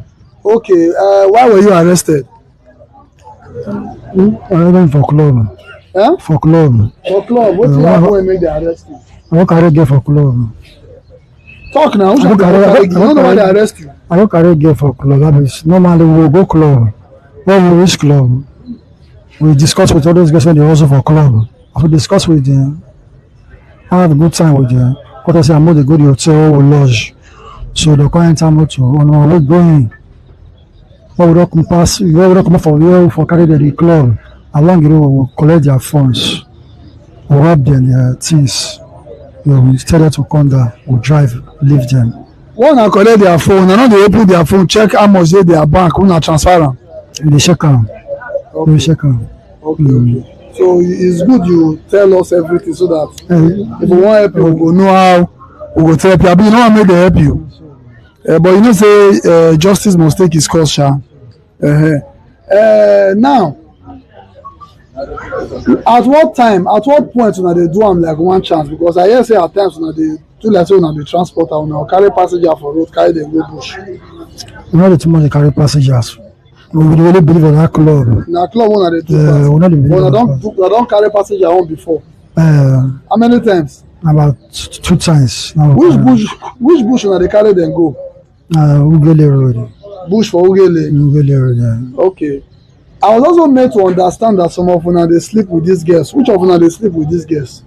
I no dey sleep with girls. I know now. Which of una dey sleep with the girls? We no dey sleep with girls. Now only one guy dey follow us before. What be the guy name? Peter. I dey sleep with girls. Where is Peter now? He's nowhere to be found. He's on the run. Okay, Peter is on the run. Yes.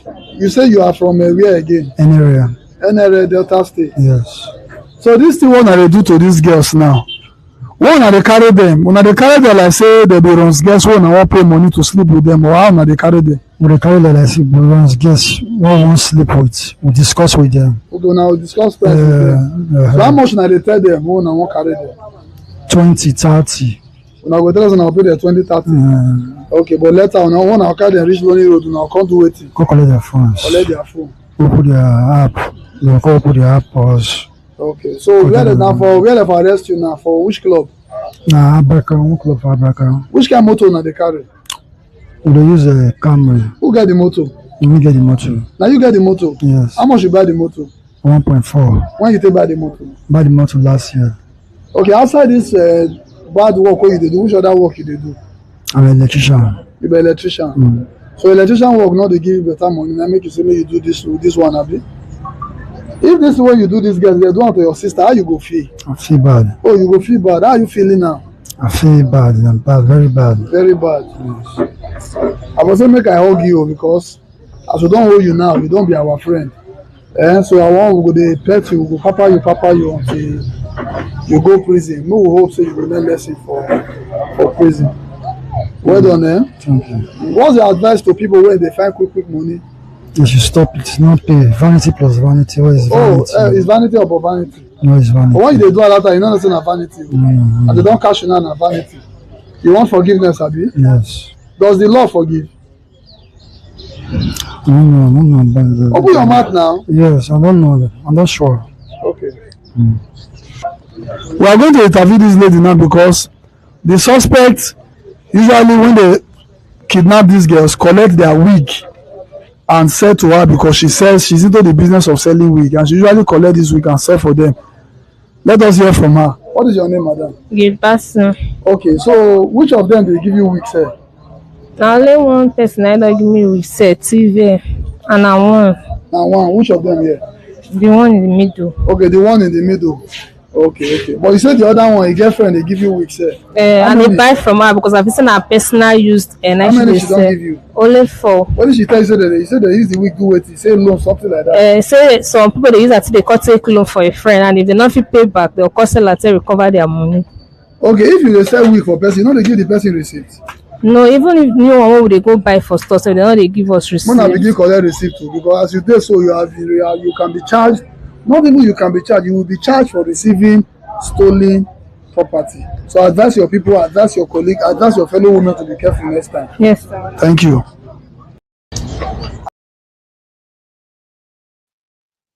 I told you. That's bright. Well, somebody said that you are not supposed to say anything without your lawyers present, but that's in advanced countries. In Nigeria, now from police interrogation, you go no say you dey go prison, even though you may not. But police will make you feel like you are going to prison. Ah, Omar, you go prison. You go do jail. You say this thing where you do good. Say no good, sir. I for argue now because we are now friends, but I cannot argue. I say, what the heck? But that's bright, still bright. You know, normally, right? This kind of interview already in the public is enough to actually free these guys.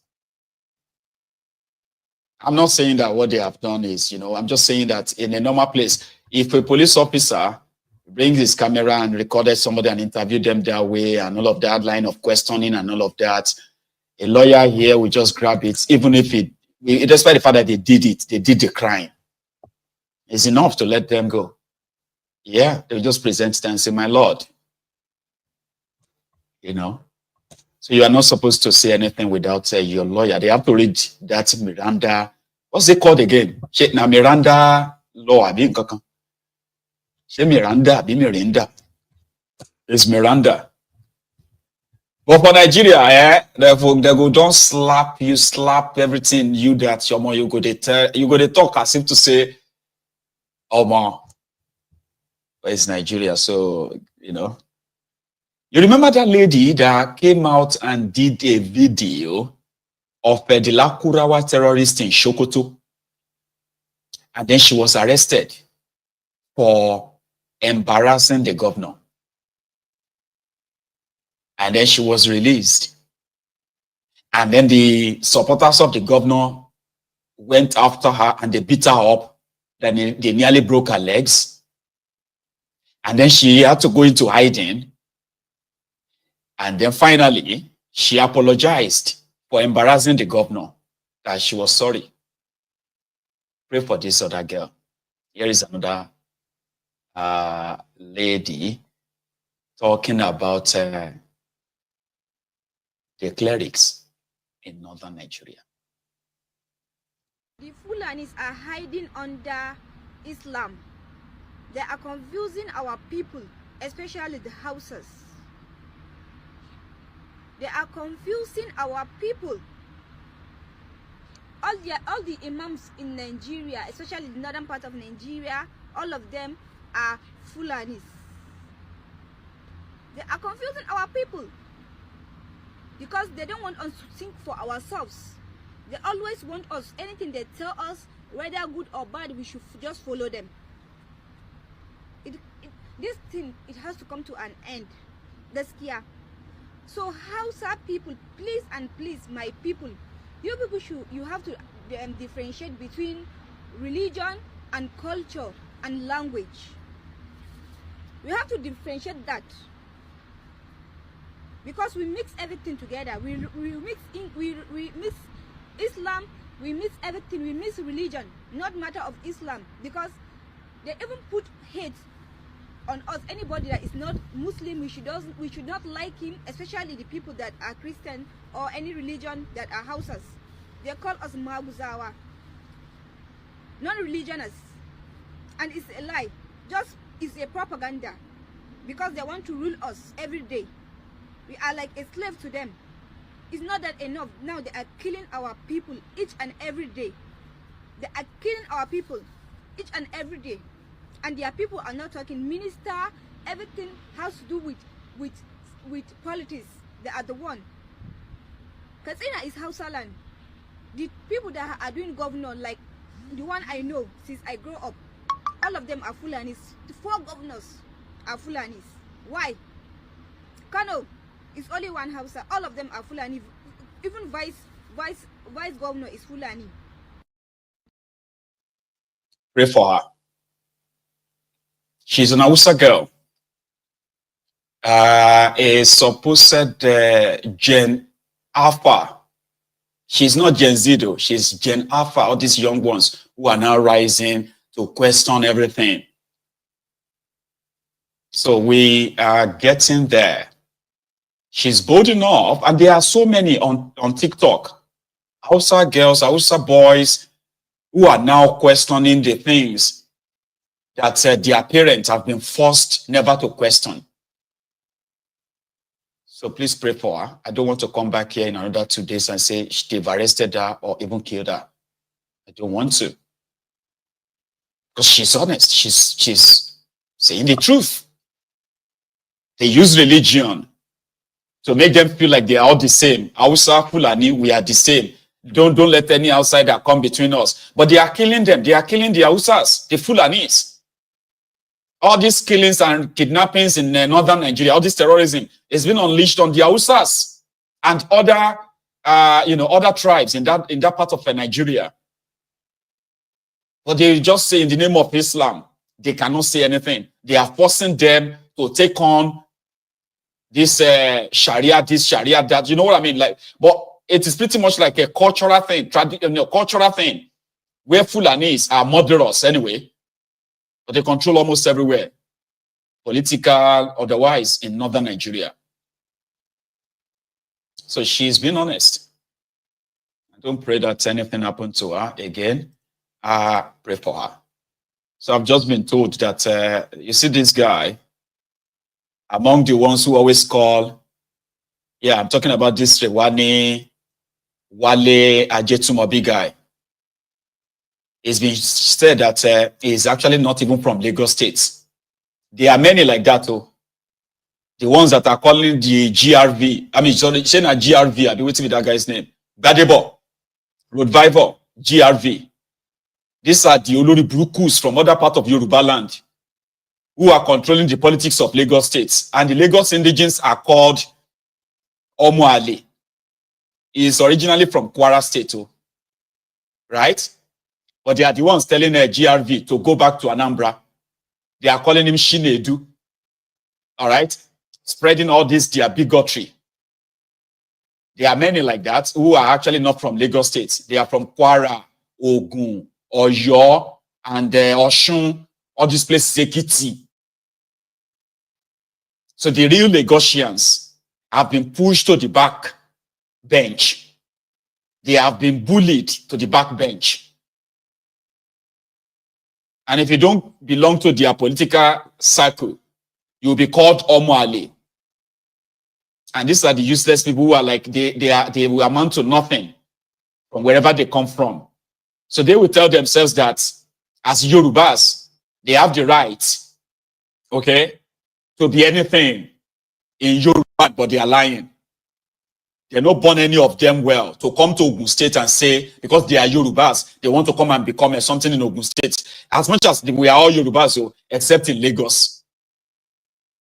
And you see those who are like actually the real Lagosians, they have bullied them into, I mean, you know. And they are now tarnishing the image of Yoruba people as bigots, as intolerant, as this and that.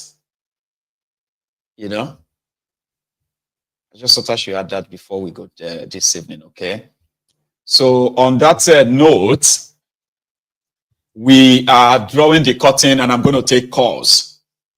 And you will have your own chance of calling in to add your own contribution to this conversation tonight, okay?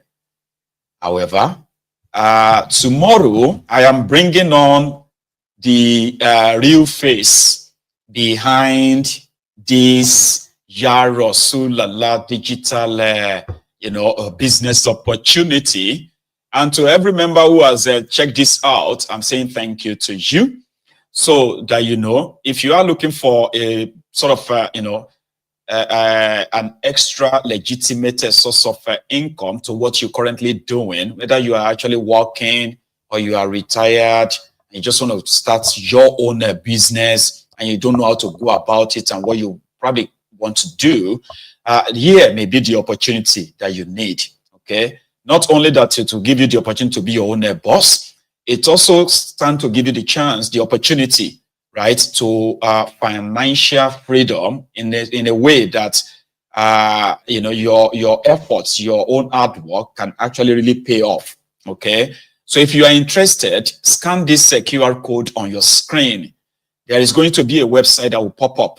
And when I say scan, I mean you have to use the camera of your phone, turn it on the screen, scan this, and then you will see the link, the website. Click on it, read more about this, okay? And yeah, you can sign up, or you should sign up to even get to know more.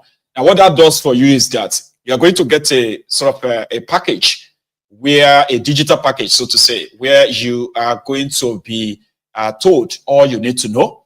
And also you would have a chance, okay, of signing up. If you sign up, that means which will cost you about $149 to sign up, okay? Now, if you find it interesting enough, which is you want to go any further, okay, they will tell you how to do that.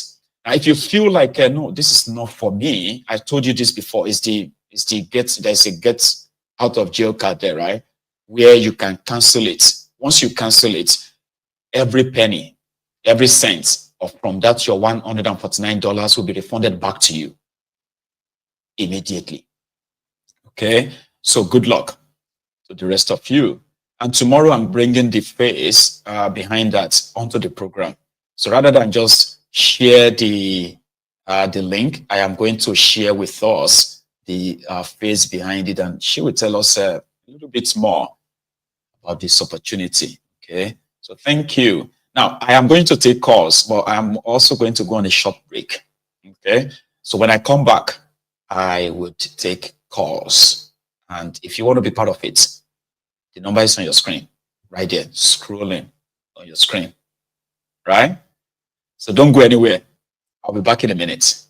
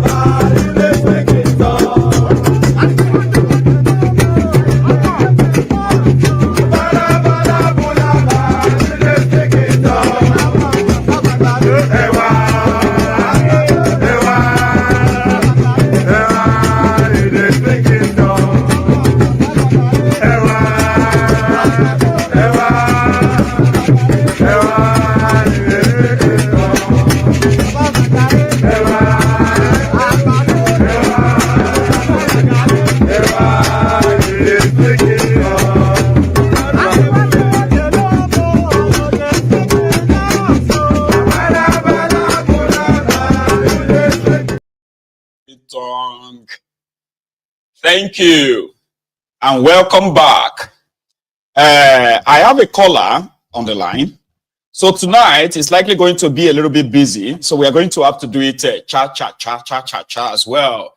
Here is my first caller this evening. And I think that's Jefferson. Is that you? Oh, that's me. I'm very, very precise. By the way, nice dance moves I see. You see that? I see your Badu because that's not for the Abadurians.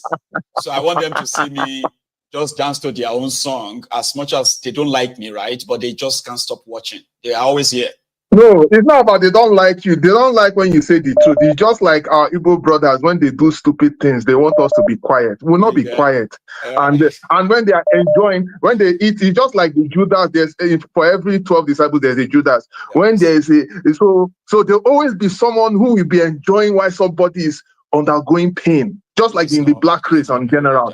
They will see people suffering, but some will be enjoying it. And then when they see that you are speaking against something, they will see as an enemy. So it's very, very treacherous. It's very, very treacherous. when you say something Exactly, they don't feel comfortable. Yeah.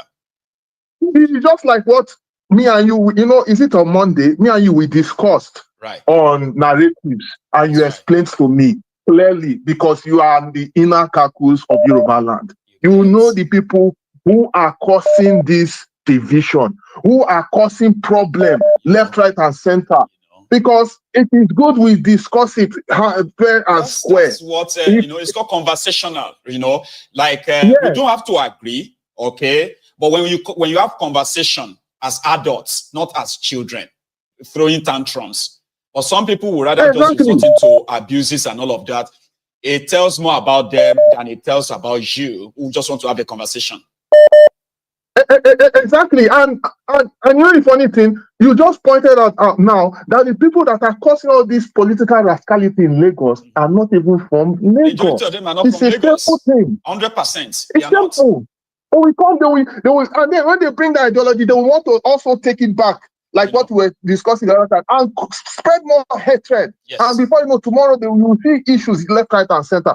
But we thank God that people who are on ground, people know what is going on. No matter what, people are not going to continue to be moved by this hatred. We need to really tackle it and destroy all those people. So, Maiyegun, that's number one. Thanks for the converse. But let me be quick. I don't want to take time today. Okay. So, we have some interesting news. Portharcourt Refinery starts working. Will they reduce the price? Will they reduce the price? That's my issue. That's what I expect you. Now that they are not importing it, so it's supposed to be cheaper than Dangote's own. Even if not just 700 naira, it go touch life. If they reduce them to let's say 700 naira or 600 naira, it go change life. So. Exactly, and by the way, bag of rice they use that they reduce more. But anyway, that's a story for another day. We don't know the metrics that they're using to do all these things, and it's just what it is. And Bello being arrested. Well, no comment on that one. We are just looking, but who knows where this is going to end? How it's going to be? But we are not entirely too hopeful. But we are hopeful, if you understand what I mean. Okay. Until our politicians not to be pessimist. I mean, pessimistic all 100%. We should be optimistic on the side too, right? Yes. So we want to be sure that they reduce their rascality to the barest minimum, because Nigerians are tired. And we shock you. So I spoke to some military officers personally, and he's like a friend of mine, and he was currently trying to resolve the issue in Niger State. And he told me, and by grace of God, they are going to be having an upper hand. But again, it was like he acknowledged that the politicians are the problem, because when they do whatever they like and because of their political greediness, they do whatever they like at the expense of the masses. At the point now that even our security apparatus, they are even in the dark. They don't even know what is going on, because politics have so entered the whole thing that they can't even be logical in at least addressing the basic thing, which is security of life and property. It is basic. No, like if everywhere they safe, everybody they okay, everybody is okay, everyone go there all right now. You get. I could remember in those days. It is no day all right. Maiyegun go say no day all right. Everybody go say Maiyegun alpha. No, yeah, exactly. Now they say there's something wrong with you now. Get. You know, people lie against something that is real. If it's real.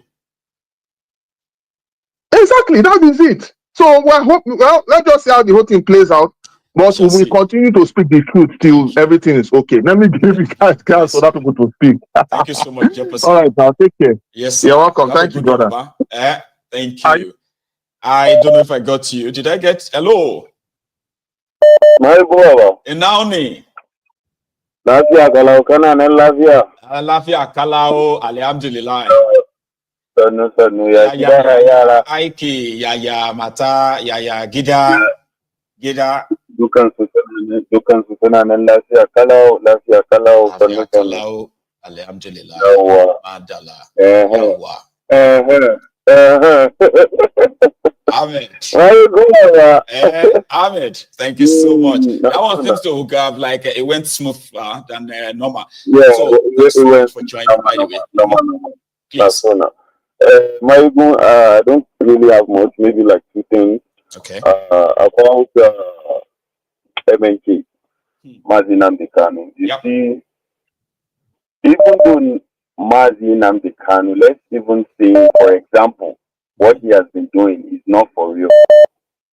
These people don't know that holding Mazi Nnamdi Kanu, when it comes out, even he was doing what he was doing then, let's say he's not even doing it for real, like he's doing it for his own benefit. If he comes out now, this is when he is going to do the real one.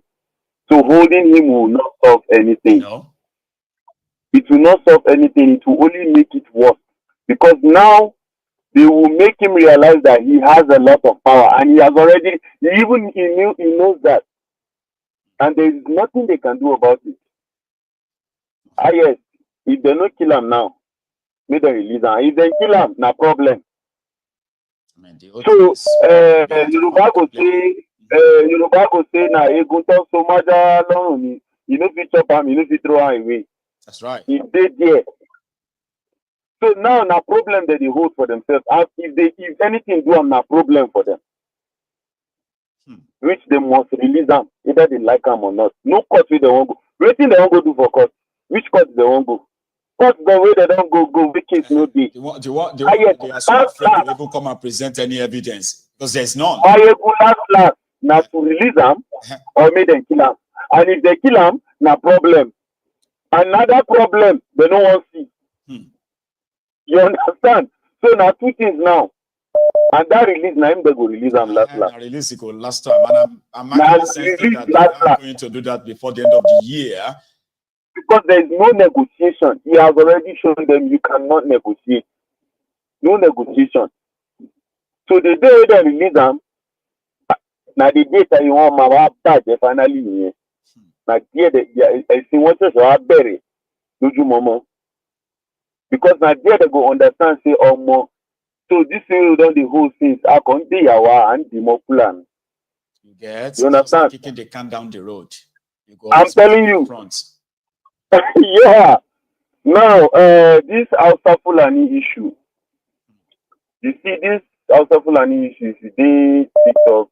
Now, because you know the outside, they go around this TikTok, they enter all these Hausa pages and stuff. Yeah, some kind of timeline. Yes, Maiyegun, the thing is the hot. Now you tell me now that you are the one who told me that, and I was like, I actually went to check.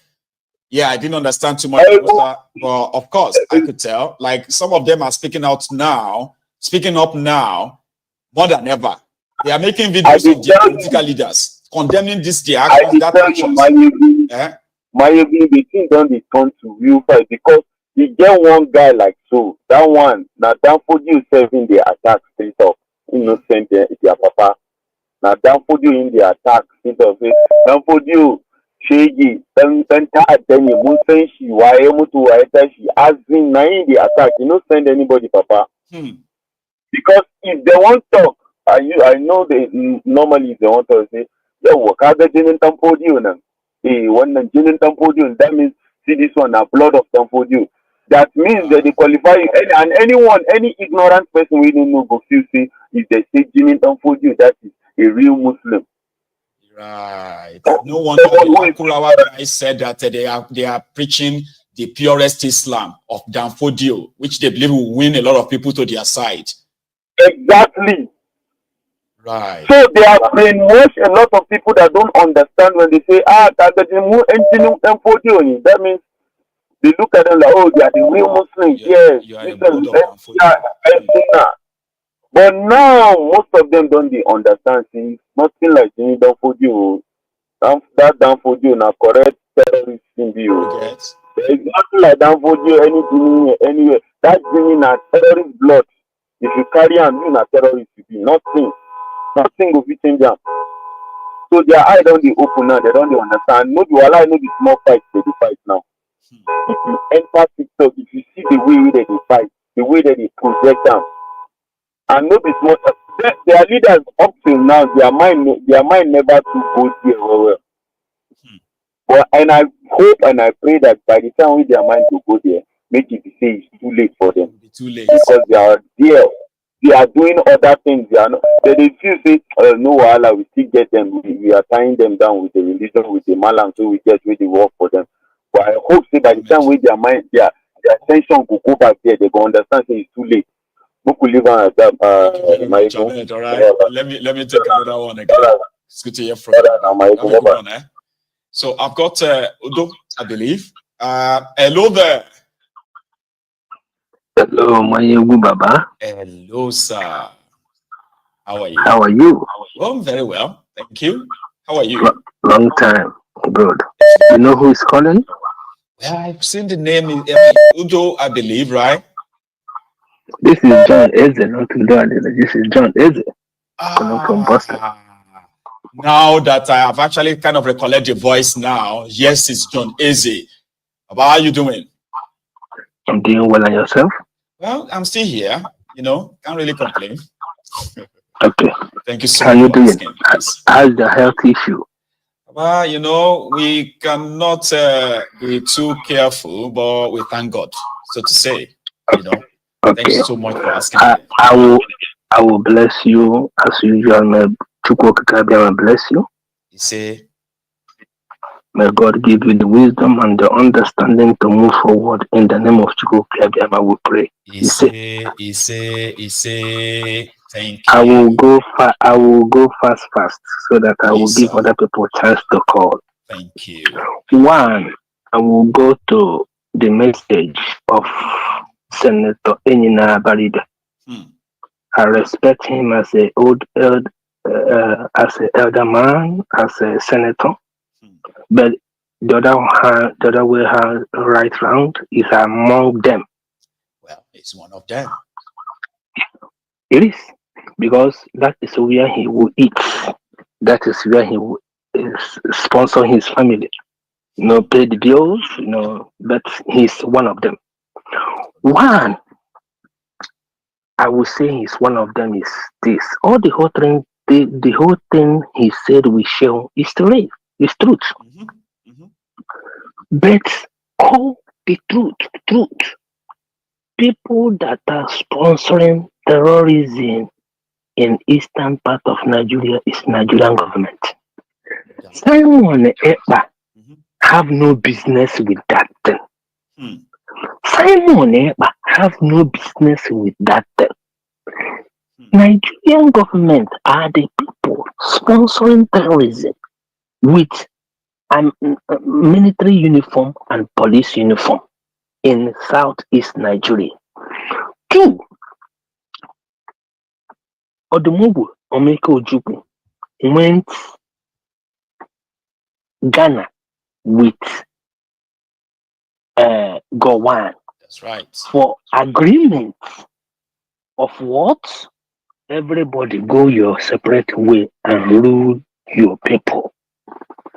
Did Gowon fulfill that promise they went to Ghana with Ankara? The answer is no.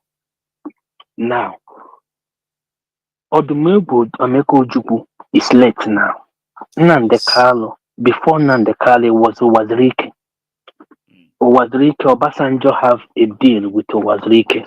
Wazirike forget about that and move on with his life.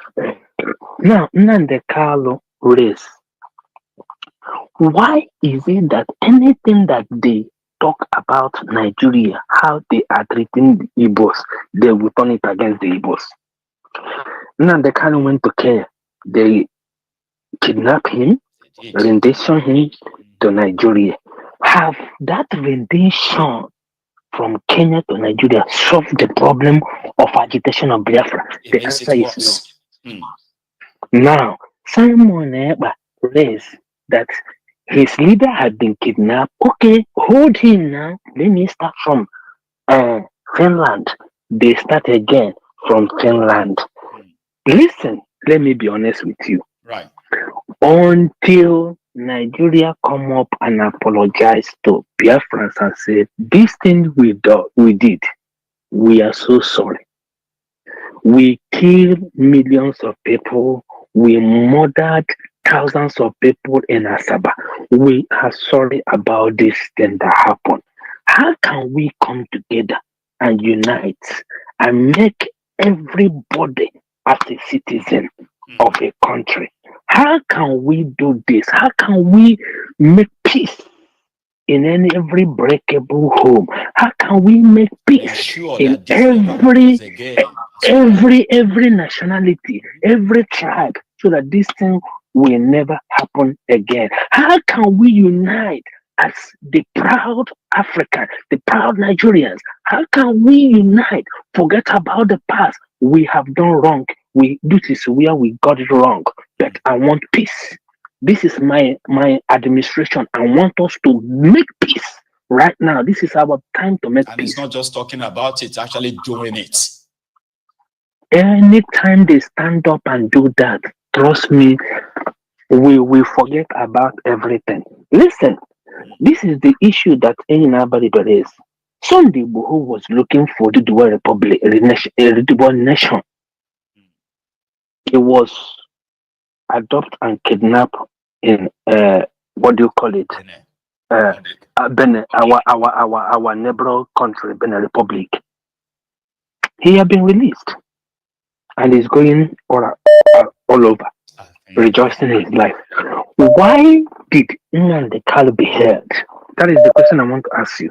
Just the same marginalization still continuing. It's called the institutionalized Cold War. Okay. Now the second thing I want to ask you is this: from Abia to Imo State, go and check the checkpoint. Just give this thing I'm telling you now. I'm not saying that everything that we are saying is real, but you have to, as a man that come to YouTube and bring your own advice to people, how we can move forward, how we can make the country become a better place for every person. Now, go and do your investigation and see what people are saying. Is it truth? I traveled back home. Was it last 4 years? I raised up my hands because I have no hands. In a minute, I come down from the vehicle and walk like 15 to 20 miles away with raising up our hands. This happened in my 4 eyes. It's not happening where I'm living in Portharcourt. Yeah. So, bro, when we see truth and we are trying to hide the truth, it can't solve the problem. Instead of it, now, let me tell you the second thing. I am not a Yoruba. I love Yoruba. I love them. I've been in Lagos. I've been living in Lagos before I make a move. I love everybody around me. I'm not a hater. You know? Now, Joshua Igila says, this is his message. It's not, I'm quoting him. It's not my message. He says, take Biafra agitation serious. Call them, be in a round table. Discuss what is the problem. What did you people want? A very simple thing, but you are making it so difficult to you. How can you have peace? There won't be. I agree. There will be peace. Make everybody, make that nation. What makes you as a leader? Okay, now look at Biden is handing up to Trump. When Trump starts marginalizing other people, how do you think that America would feel? They will feel so bad. There won't be any peace, no. Make everybody, you are the president. Now, you said you are the president. I am not arguing you. Okay, that's fine and good. But let everybody work together. Know what is causing that problem. Work together. But you have seen that it is a business. Everybody come to steal. He is his turn to come and steal. He can never do good. It's never about the people. Yeah, he can never. Even though that they I appreciate the River State Refinery working, but is it true that is working? Can he provide? Can the refinery of Portharcourt provide benefit for the Nigerians as a whole, benefit for the River State as a whole, benefit for the people that are living as a whole? Can he do that? May the God bless you and keep you. May them release Mazi Nnamdi Ukukalo or Madike one of Biafra. If they fail to do that, there is a problem. Thank you and have a wonderful God day. bless you, sir. Okay, thank you so much for also calling in as well. Okay, and stay safe over there. So that's it, John Eze. I've got another caller on the line. Hi, hello. The General. Yes, sir. Good day, my brother. Good evening. How are you? Well, I'm very well. Oh, Well, I'm here. yeah, thank you for another opportunity to speak on your platform. You know, your line is always what I call it is jam your line until you find your way through. And once you are in, it's always such a pleasure. It's a relief. And thanks so much for calling in. Yeah, it's a relief indeed. Yeah, Maiyegun, let me do it fast so that other people can also speak. My brother, you see, the Nigerian problem has become something that I myself, in my own little way, have tried to analyze the situation. And I will tell you something. You see, there comes a time in a man's life when you have to face the truth no matter what. That's right. The difference between blacks, the Westerners, and we Africans is one thing: fear. You see, fear. Yep. We have been intimidated into stupor that no person is ready to speak the truth. Everybody is afraid of being punished for speaking the truth. Yeah. Yeah, and I think the reason is because a lot of people don't want to offend people. Or saying your truth sometimes, right? Say it and be willing to also accept the truth from others too, which is what makes the world raw. I mean, like go round. But yeah, if you are afraid of offending people, right, then you are never going to be honest. Yes. There's a saying that says that only truth can stand the test of time. That's right. Nigeria, every educated Nigeria, I said not even educated, every reasonable Nigeria, because education in Nigeria is just a waste of time as far as I'm concerned. They don't reason well. Yeah, it almost a cost. Every reasonable Nigerian knows that what is happening in Southeast is state-sponsored terrorism. I agree. That is what is happening in Nigeria. But you know, when the likes of Abaribe, they come on air, they will want to use these fancy English words to deceive those in the village, trying to create the impression that there is a particular group of people that are doing this thing because they claim to be loyal to Mazi Nnamdi Kanu. My brother, listen, they said in every action, there is what? A reaction. Unexpected situation. There's opposite reaction. We have all seen a video where this man that was kidnapped, is it a Methodist, a primate, or whatsoever? I don't know how they are being brought. Yeah, everybody saw that video. Referendum also, yeah, I saw that. Yeah, where the man confessed that where he was kidnapped was at army bus stop, army whatever checkpoint, not bus stop, checkpoint. It was at army checkpoint. Every Nigerian have heard where Theophilus Danjuma said armies collude with these kidnappers with these terrorists, not even kidnappers, to do this job. The former president of Nigeria, Chief Olusegun Obasanjo, said something that it is ethnic cleansing that is going on in Nigeria. What do Nigerians want? I keep on asking, does it mean black people can never be safe in their life? What is this issue, this narrative? They are trying to change the narrative, trying to bring Simon Ekpa into this or that. We from the Southeast knows that our political leaders have failed us. Maiyegun, you know when Mazi Nnamdi Kanu, when Amotekun was formed in Yoruba land, Mazi Nnamdi Kanu came on air, told every Southeastern politician that they should emulate their Southern or Western counterpart, what they have done. What does that mean? They should also form a security group to protect their people. For 2 months, 3 months, these non-entities could not do anything until Mazi Nnamdi Kanu went further to form ESN. He came on air and said it, that he formed ESN because he knows they will never do anything. They can't go against their paymasters, which is the caliphate. Every Nigerian, every Igbo man knows this. They all knows this. They hear it. I don't know if the cow meat they eat, take away their memory that they don't remember. Today is all about Simon Ekpa.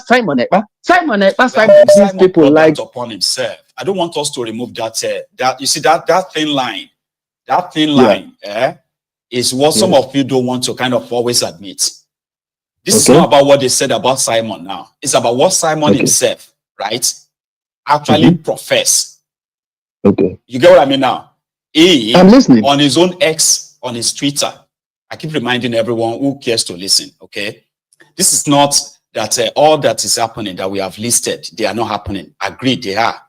Okay. So, but we are talking about the personal profession of his own, from his own platform. Okay.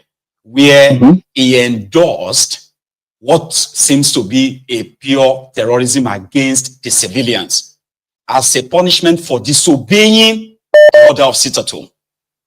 This is not about just what these guys are doing. No. You get that? Maiyegun, wait, let me correct you. I get what you are saying, but you made a mistake. Let me correct you. Right. You say where it seems like he endorsed punishment to his own people. I didn't get right. He did endorse it. He did endorse punishment. What do you mean by punishment? Sorry. Okay. I'll give you an instance, right? Okay. Which it's going to be like I'm repeating myself, all right? Is that when some of these guys who claim to be BLA, Biafra Liberation Army, which some of you possibly do know, right? So when they make videos of how they are going after, in quotes, the terrorist army that they want out of Biafra, all right? And then you see civilians who get caught up in the whole melee. So civilians who are not like armed, what have you, who got caught up. And they are saying, we told you to sit at home, stay at home, don't go out. We told you, everybody, you know, all that stuff. And he's the one actually publishing that, posting that, to say, see, when we tell you to sit at home, you sit at home. Don't make it look like that didn't happen. Okay, Maiyegun, why don't you see it this way? Okay. Why don't you see it this way? That what the reason why Simon is telling them, when we tell you to sit at home, is for them to be protected, because the same Nigerian government is sponsoring some people to go and kill innocent people so that they will push it to IPOP or push it to Simon Ekpa. Why can't you see it that way? The same Nigerian government is sponsoring the... Yes, same people, not BLA. I didn't say BLA. I didn't say BLA. No, I am saying BLA now. I'm saying BLA. No. These are the guys who recorded videos. Maiyegun, what of, we have seen a situation where people went to commit a crime and they used the name Biafra before the issue of BLA. They used the name ESL. Does it mean... does it mean that it was Maiyegun that sent those people that were screening? Like you see that line of argument, right, would have been very valid, okay? If, for example, if Simon posted a video and said, those who are claiming to be BLA in this video, they are not BLA. We didn't send them to do this, okay? He posted. Okay, I get it. He posted it to say, these are the Biafran Liberation Army. And we tell you to sit at home. It's for your own good. Sit at home. And they are actually like unleashing terror on civilians.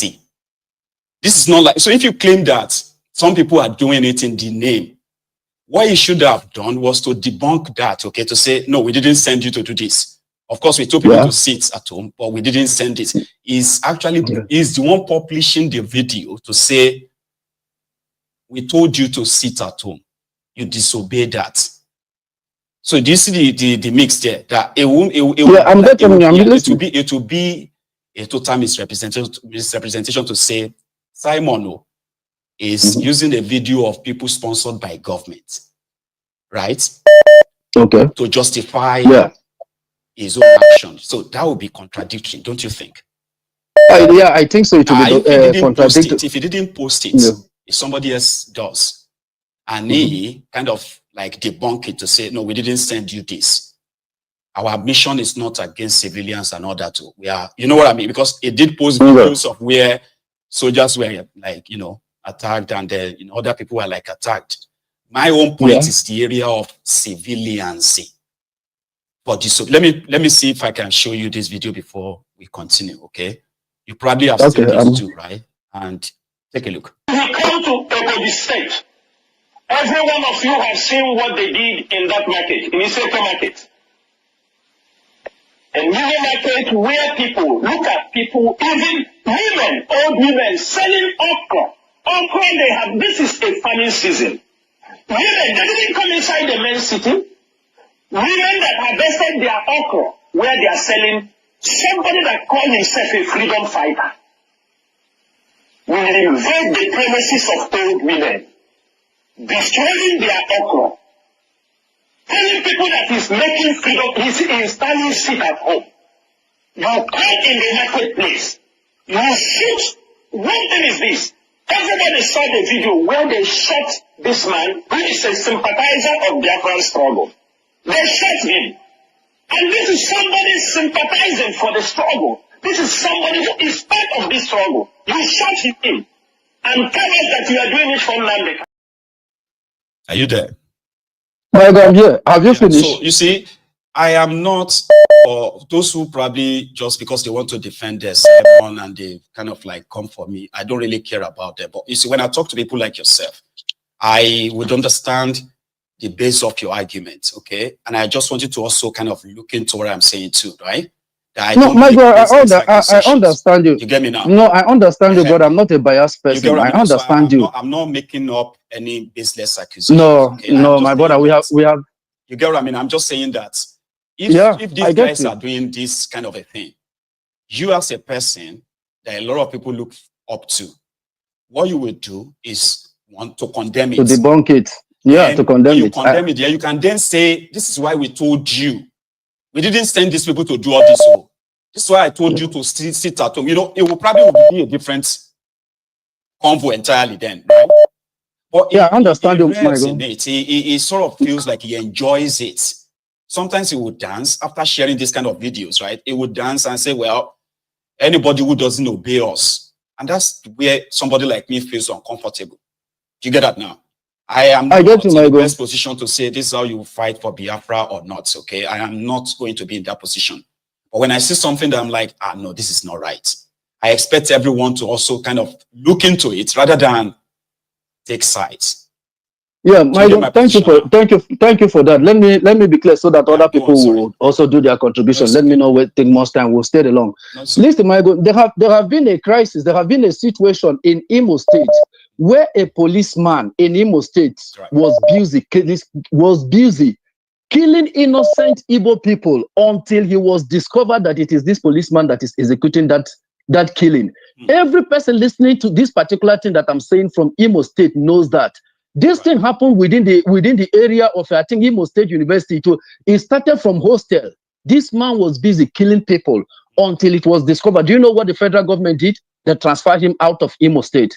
Yeah. My brother, I'm not here to cite Simon to tell you he's innocent or he's not innocent. What I am here to tell you is that there are people doing this thing, which you yourself have said in your studio one day, that do this thing, give dog a bad name to do what? To kill him. But where I'm trying to come in is on the issue where Abaribe said something. Right. Maiyegun, I want to ask you something. Me and you knows that Nigerian army has been what? Let me use the word polluted with terrorists. Every day we call them repentant. But we know they are not repentant terrorists. We've seen a situation where our brothers from the west and the south that are in army, they will go to the north to go and fight these same terrorists. And what will happen? There will be what? They will all be ambushed. Who are those giving them the information, giving the terrorists the information to ambush them? Is those some repentant Boko Haram? They will bring them in the east to do this thing. And when somebody take it upon him to raise men that will be able to take arms and face them, it becomes a crime. If our state politicians or governors cannot protect us, can't some of us in overseas raise money to protect ourselves, our mothers, our sisters? Is it a crime?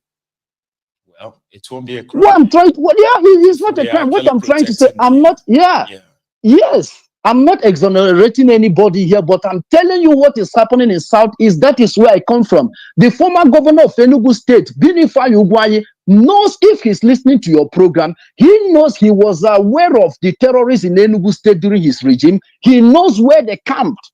What I'm telling you is an information that you yourself, Maiyegun, will not believe, but I'm telling you, he knows.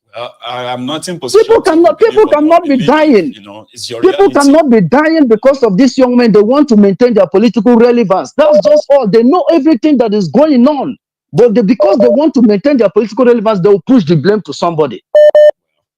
Thank you so much, Maiyegun. I understand what you're saying, and it is well. Brother. Just stay straight, man. Okay, you have a good one. Right? Thank you, yes, man. So I have another caller, and I think it is.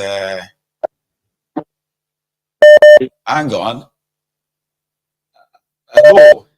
Did I get you in? Yes. Yeah, that's what it. One name. One name. How are you?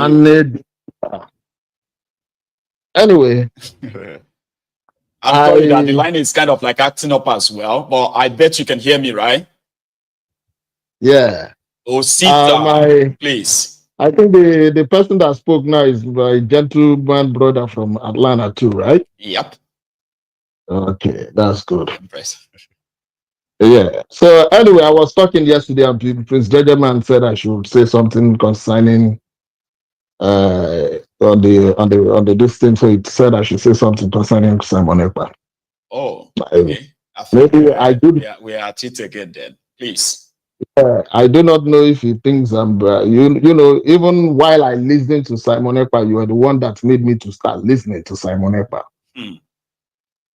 You understand? So he, you know, because then there's something I do not like in the sense that all life matters. All these things, you know, all these things does not worth the blood of innocent people. Most of the people that you see in the East, even the ones that died, they don't even have any connection to do with whatever that is happening. Now, on the issue of Simon Ekpa, like you just said some couple of seconds back, people should not be dying, even if you are agitating for something, and even if you are the one doing it. You shouldn't come to the pages of newspaper or the television to start saying you come out, you die, you laugh, you dance. Somebody said it's the dance I have problem with. I don't have any problem with other the fact that I still do have problem with it, because when Odimegwu Ojukwu was doing all these things, when he was in the thick of the war, everybody saw how sober he used to look whenever he comes out. Every life that is lost is a sad man. There are images of him. Yes, there are a lot of images of him. You see how sober he is. The same thing you see Nnamdi Kanu, he does. Yes. But this one, you'll be making mockery, caricature of people who lost their life, and you tell them that.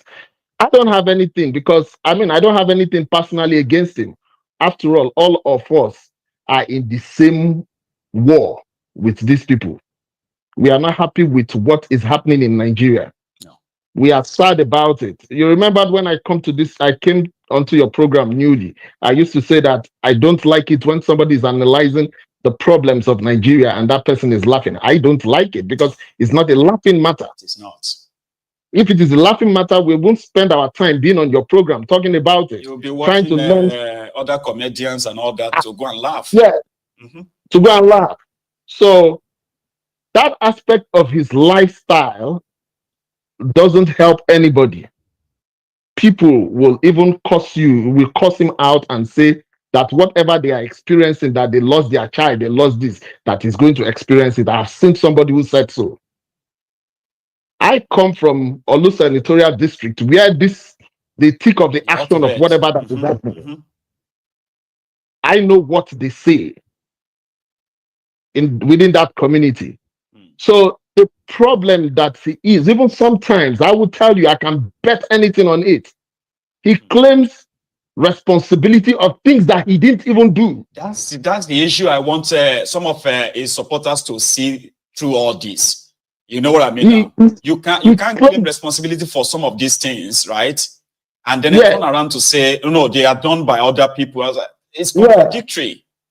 You know, so I watched his interview on Dr. Damage's platform. There was something. You see, I don't. A caller said yesterday that from Ojukwu to what is the name of that Ragamuvian, the one in Onitsha, the one that Nnamdi Kanu came through him. Wazurike.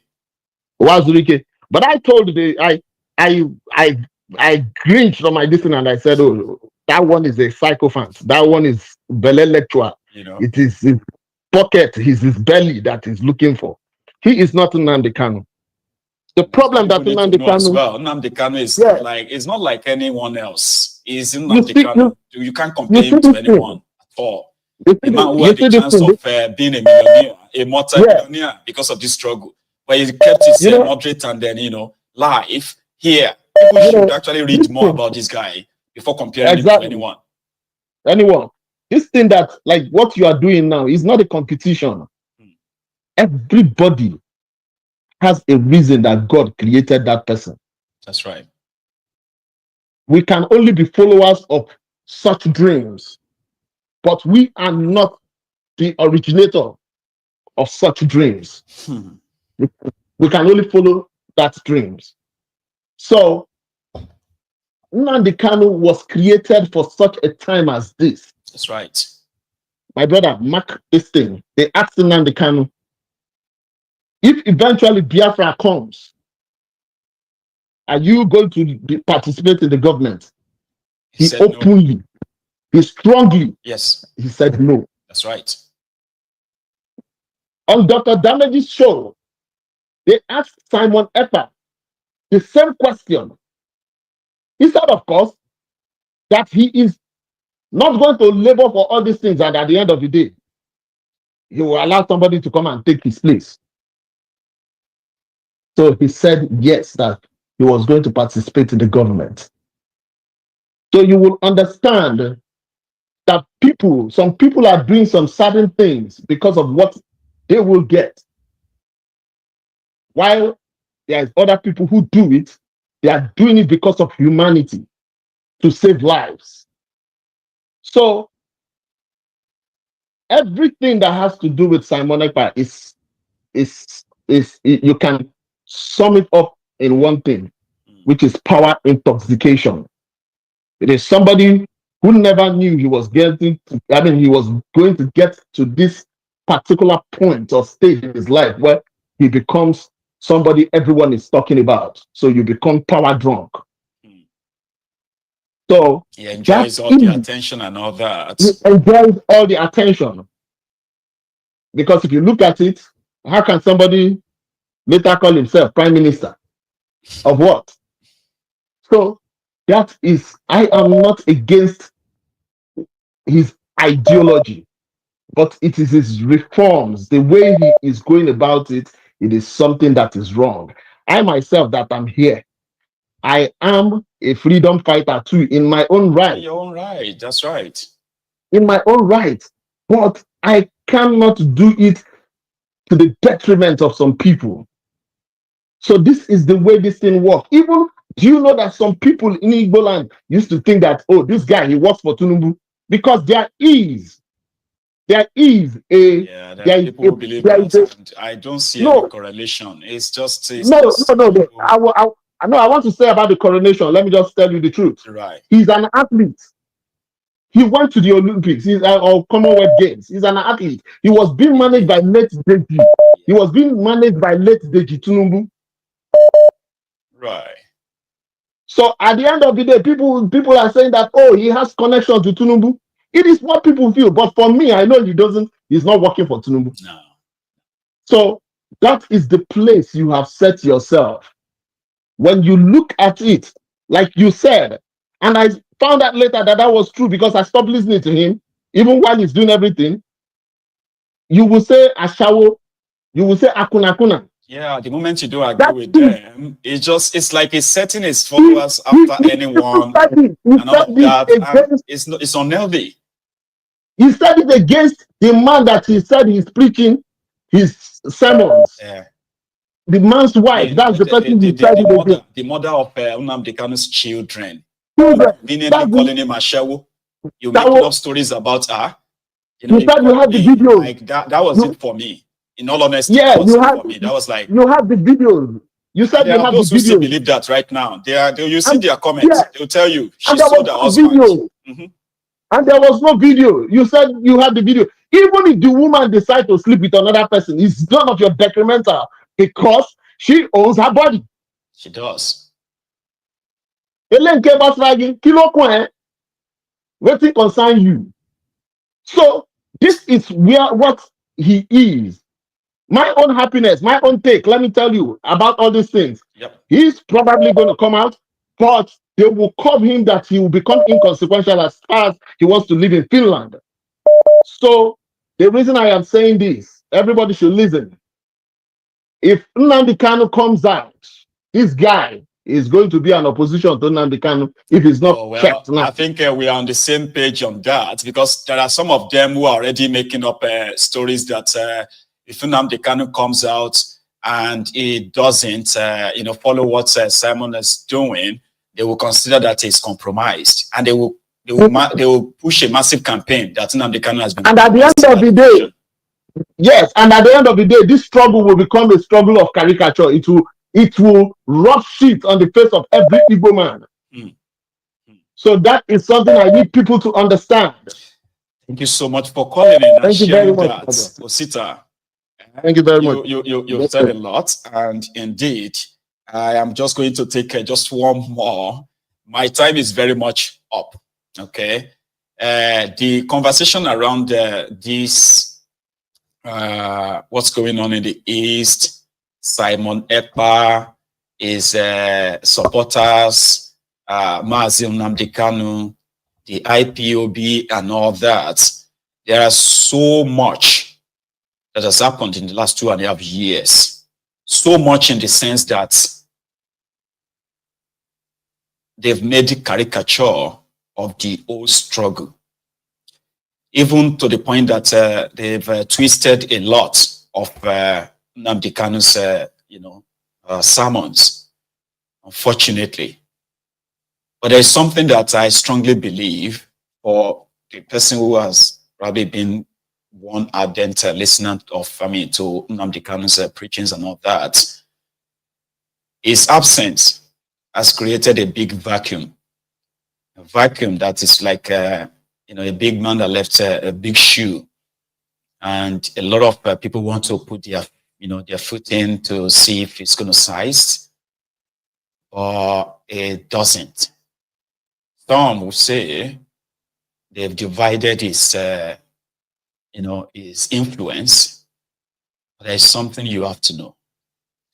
If Nnamdi Kanu comes out tomorrow, majority of all these things that you have witnessed in the last 2 years will remain just ordinary distraction. They will vamoose. They will disappear. That you haven't seen much of him in the last 2.5 years or 3 years of Nnamdi Kanu can give you the impression that he doesn't wield that kind of influence anymore. It's because you don't know him. Or you've always belonged to the group of people that felt like treating him like a godlike figure was too much, so you never liked him. If Nnamdi Kanu comes out tomorrow, all these guys will disappear. All this nonsense will stop. I can assure you, but hey, you don't have to agree with me. Here is my last caller for the evening. Right? Hello there. Hello. Good evening. Peace and blessings to the mighty temple of truth. That is Prince Adewale, the African Wahala. How are you, Baba? Yes, sir. I'm good. I just wanted to chip in quickly by advising the people. Yes, sir. 1,300 people watching the show. I noticed in the last few days, weeks, the numbers of our likes have been going down. And it's like people have forgotten that we need to be clicking on that like button. It's very, very important so that we can sustain high numbers and more people can have access to the show, understand how APC is tricking them, and maybe they will get angry and fight and rescue themselves. So I encourage people, smash the like button. If you haven't clicked it before, click on the like button. Just increase the number of the likes to at least 800 before we sign out from the show. That's all I want to say with my time. I have nothing else to say. Just to encourage people, click on the like button, share the content. Let's get this rolling. We know YouTube is slowly censoring us, making it impossible for more people to get this message. which means more people are going to be indoctrinated by ABC. Now they believe that they have a refinery. They are celebrating. So we need to click on that like button to stop their propaganda. I know. Thank you so much, brother. Yes, sir. Yes, sir. You have a very wonderful, midweek, because we're almost in the midweek. Thank you very much, the African Wahala. Enjoy the rest of the day too. Cheers. And you too, General. Thank you. Yes, sir. So this is where we are going to draw the curtain this evening. And I want to say a big thank you to all of you. The commenters, the hearers, the likers, right? Including the callers as well. You know, MaiyegunsDiary Politico is a place where you can let everything out, let it out, all right? And you don't have to agree with everyone, and they don't have to agree with you as well, but we can hear ourselves, all right? So just don't be a nuisance. Your nuisance are the ones who would rather just abuse rather than engage and discuss. And that is what we are trying to, do here. And if you think there is something that you disagree with or anyone at all, the best for you is, if you can, is to call in, say your mind.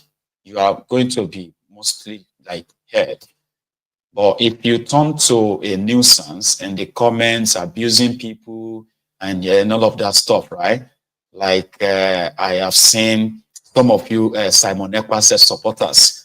You see, you have caused, say for some, because I've actually listened to a few who, despite their personal conviction, okay, they're still very much comfortable to express and engage, which is brilliant. Or if you cause a nuisance in the comment section of MaiyegunsDiary Politico, rather than just leave us, we can get rid of you, all right? Just get rid of you from the platform.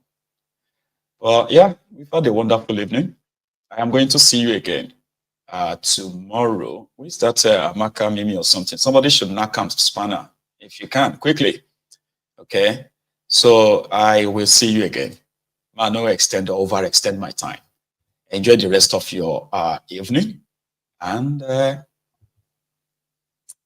good night from here.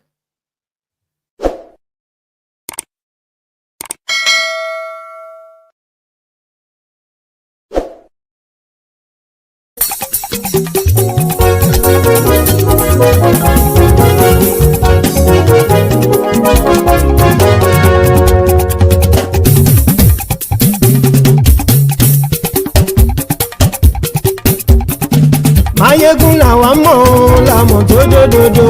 MaiyegunDiary Maiyegun number one. Maiyegun làwa mọ̀ làmọ̀ tó dòdòdò. MaiyegunDiary Maiyegun number one. Maiyegun ti dé o ọ̀rẹ́ ará ìlú. MaiyegunDiary Maiyegun number one. Lórí Facebook, lórí YouTube. MaiyegunDiary Maiyegun number one. Gbogbo bó ṣe ń lọ ni Maiyegun já wa sí. MaiyegunDiary Maiyegun number one. Àṣírí ọ̀jẹ̀lú kì í bò níbẹ̀ o. MaiyegunDiary Maiyegun number one. Bó bá ṣe eré àní Maiyegun máa wí. MaiyegunDiary Maiyegun number one. Ó sì tún ṣe eré wàá gbọ́ níbẹ̀ o. MaiyegunDiary Maiyegun number one. MaiyegunDiary Diary Politico. MaiyegunDiary Maiyegun number one. Godfatherism kò sí lọ́rọ̀ Maiyegun. MaiyegunDiary Maiyegun number one. Ẹ farabalẹ̀ sẹ́ o kẹgọ́rọ̀ lẹ́nu o. MaiyegunDiary Maiyegun number one. Àní Maiyegun làwa mọ̀ tó dòdòdò. MaiyegunDiary Maiyegun number one.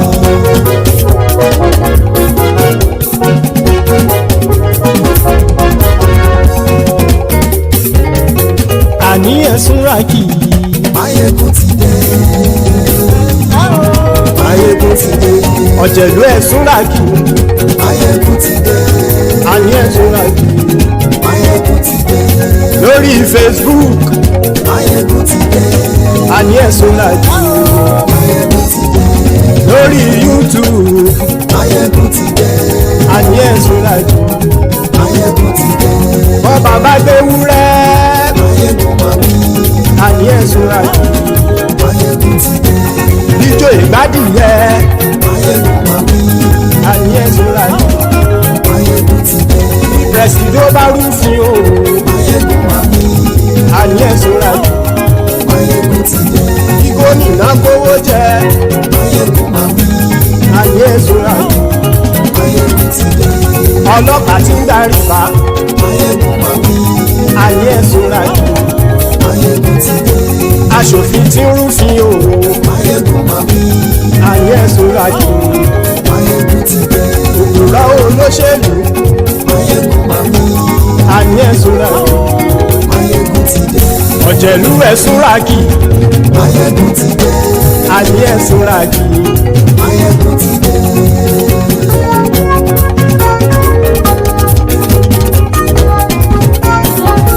Maiyegun ti dé. Gbogbo ọ̀jẹ̀lú ẹ̀ súnra kì. Maiyegun ti dé. Gbogbo ọ̀jẹ̀lú ẹ̀ súnra kì. Ṣùgbọ́n ní bá ti ṣe èyí tó yẹ kí wọ́n ṣe, ọmọ bá dèrò ní fi wọ́n níran o. Maiyegun ti dé.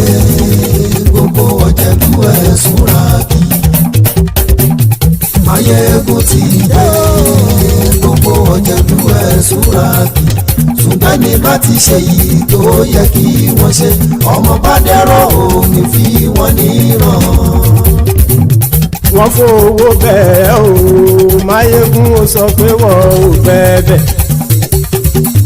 Wọ́n fowó bẹ́ẹ̀, Maiyegun ó sọ pé wọ́n ò bẹ́ẹ̀. Oníkan ṣáàtì ṣe èyí tó yẹ kí wọ́n ṣe fáwọn ará ìlú tó gbé wọn débẹ̀ o. Maiyegun ti dé. Gbogbo ọ̀jẹ̀lú ẹ̀ súnra kì. Maiyegun ti dé. Gbogbo ọ̀jẹ̀lú ẹ̀ súnra kì. Ṣùgbọ́n ní bá ti ṣe yìí tó yẹ kí wọ́n ṣe, ọmọ bá dẹ́rọ̀ òní fi wọ́n níran. Ìmọ̀ àìṣeré ọ̀rọ̀ yìí kì í ṣẹ̀fẹ̀. Ìmọ̀ àìṣeré ọ̀rọ̀ yìí kì í ṣẹ̀fẹ̀. Ẹni bá ti lè lẹ́bọ̀ lẹ́rù o, ọmọ bá dèrò kàṣàyè tú wọn síta. Maiyegun ti dé. Gbogbo ọ̀jẹ̀lú ẹ̀ súnra kì. Maiyegun ti dé. Gbogbo ọ̀jẹ̀lú ẹ̀ súnra kì. Ṣùgbọ́n ní bá ti ṣe yìí tó yẹ kí wọ́n ṣe, ọmọ bá dẹ́rọ̀ òní fi wọ́n níran. Tẹnitẹni ọmọ Maiyegun ọ̀rẹ́ ara ìlú mọ̀mọ́ ni mo fọlọ́run ṣọ́ ẹ̀ bá kìlẹ́bù. Lóòótọ́ olódodo ìlú ọ̀tá ìlú mọ̀mọ́ ni ìwọ ṣá máa ń ṣọ́ra kò sì mọ́ bẹ̀rù. Bọ́tà ń lérí bóníṣe.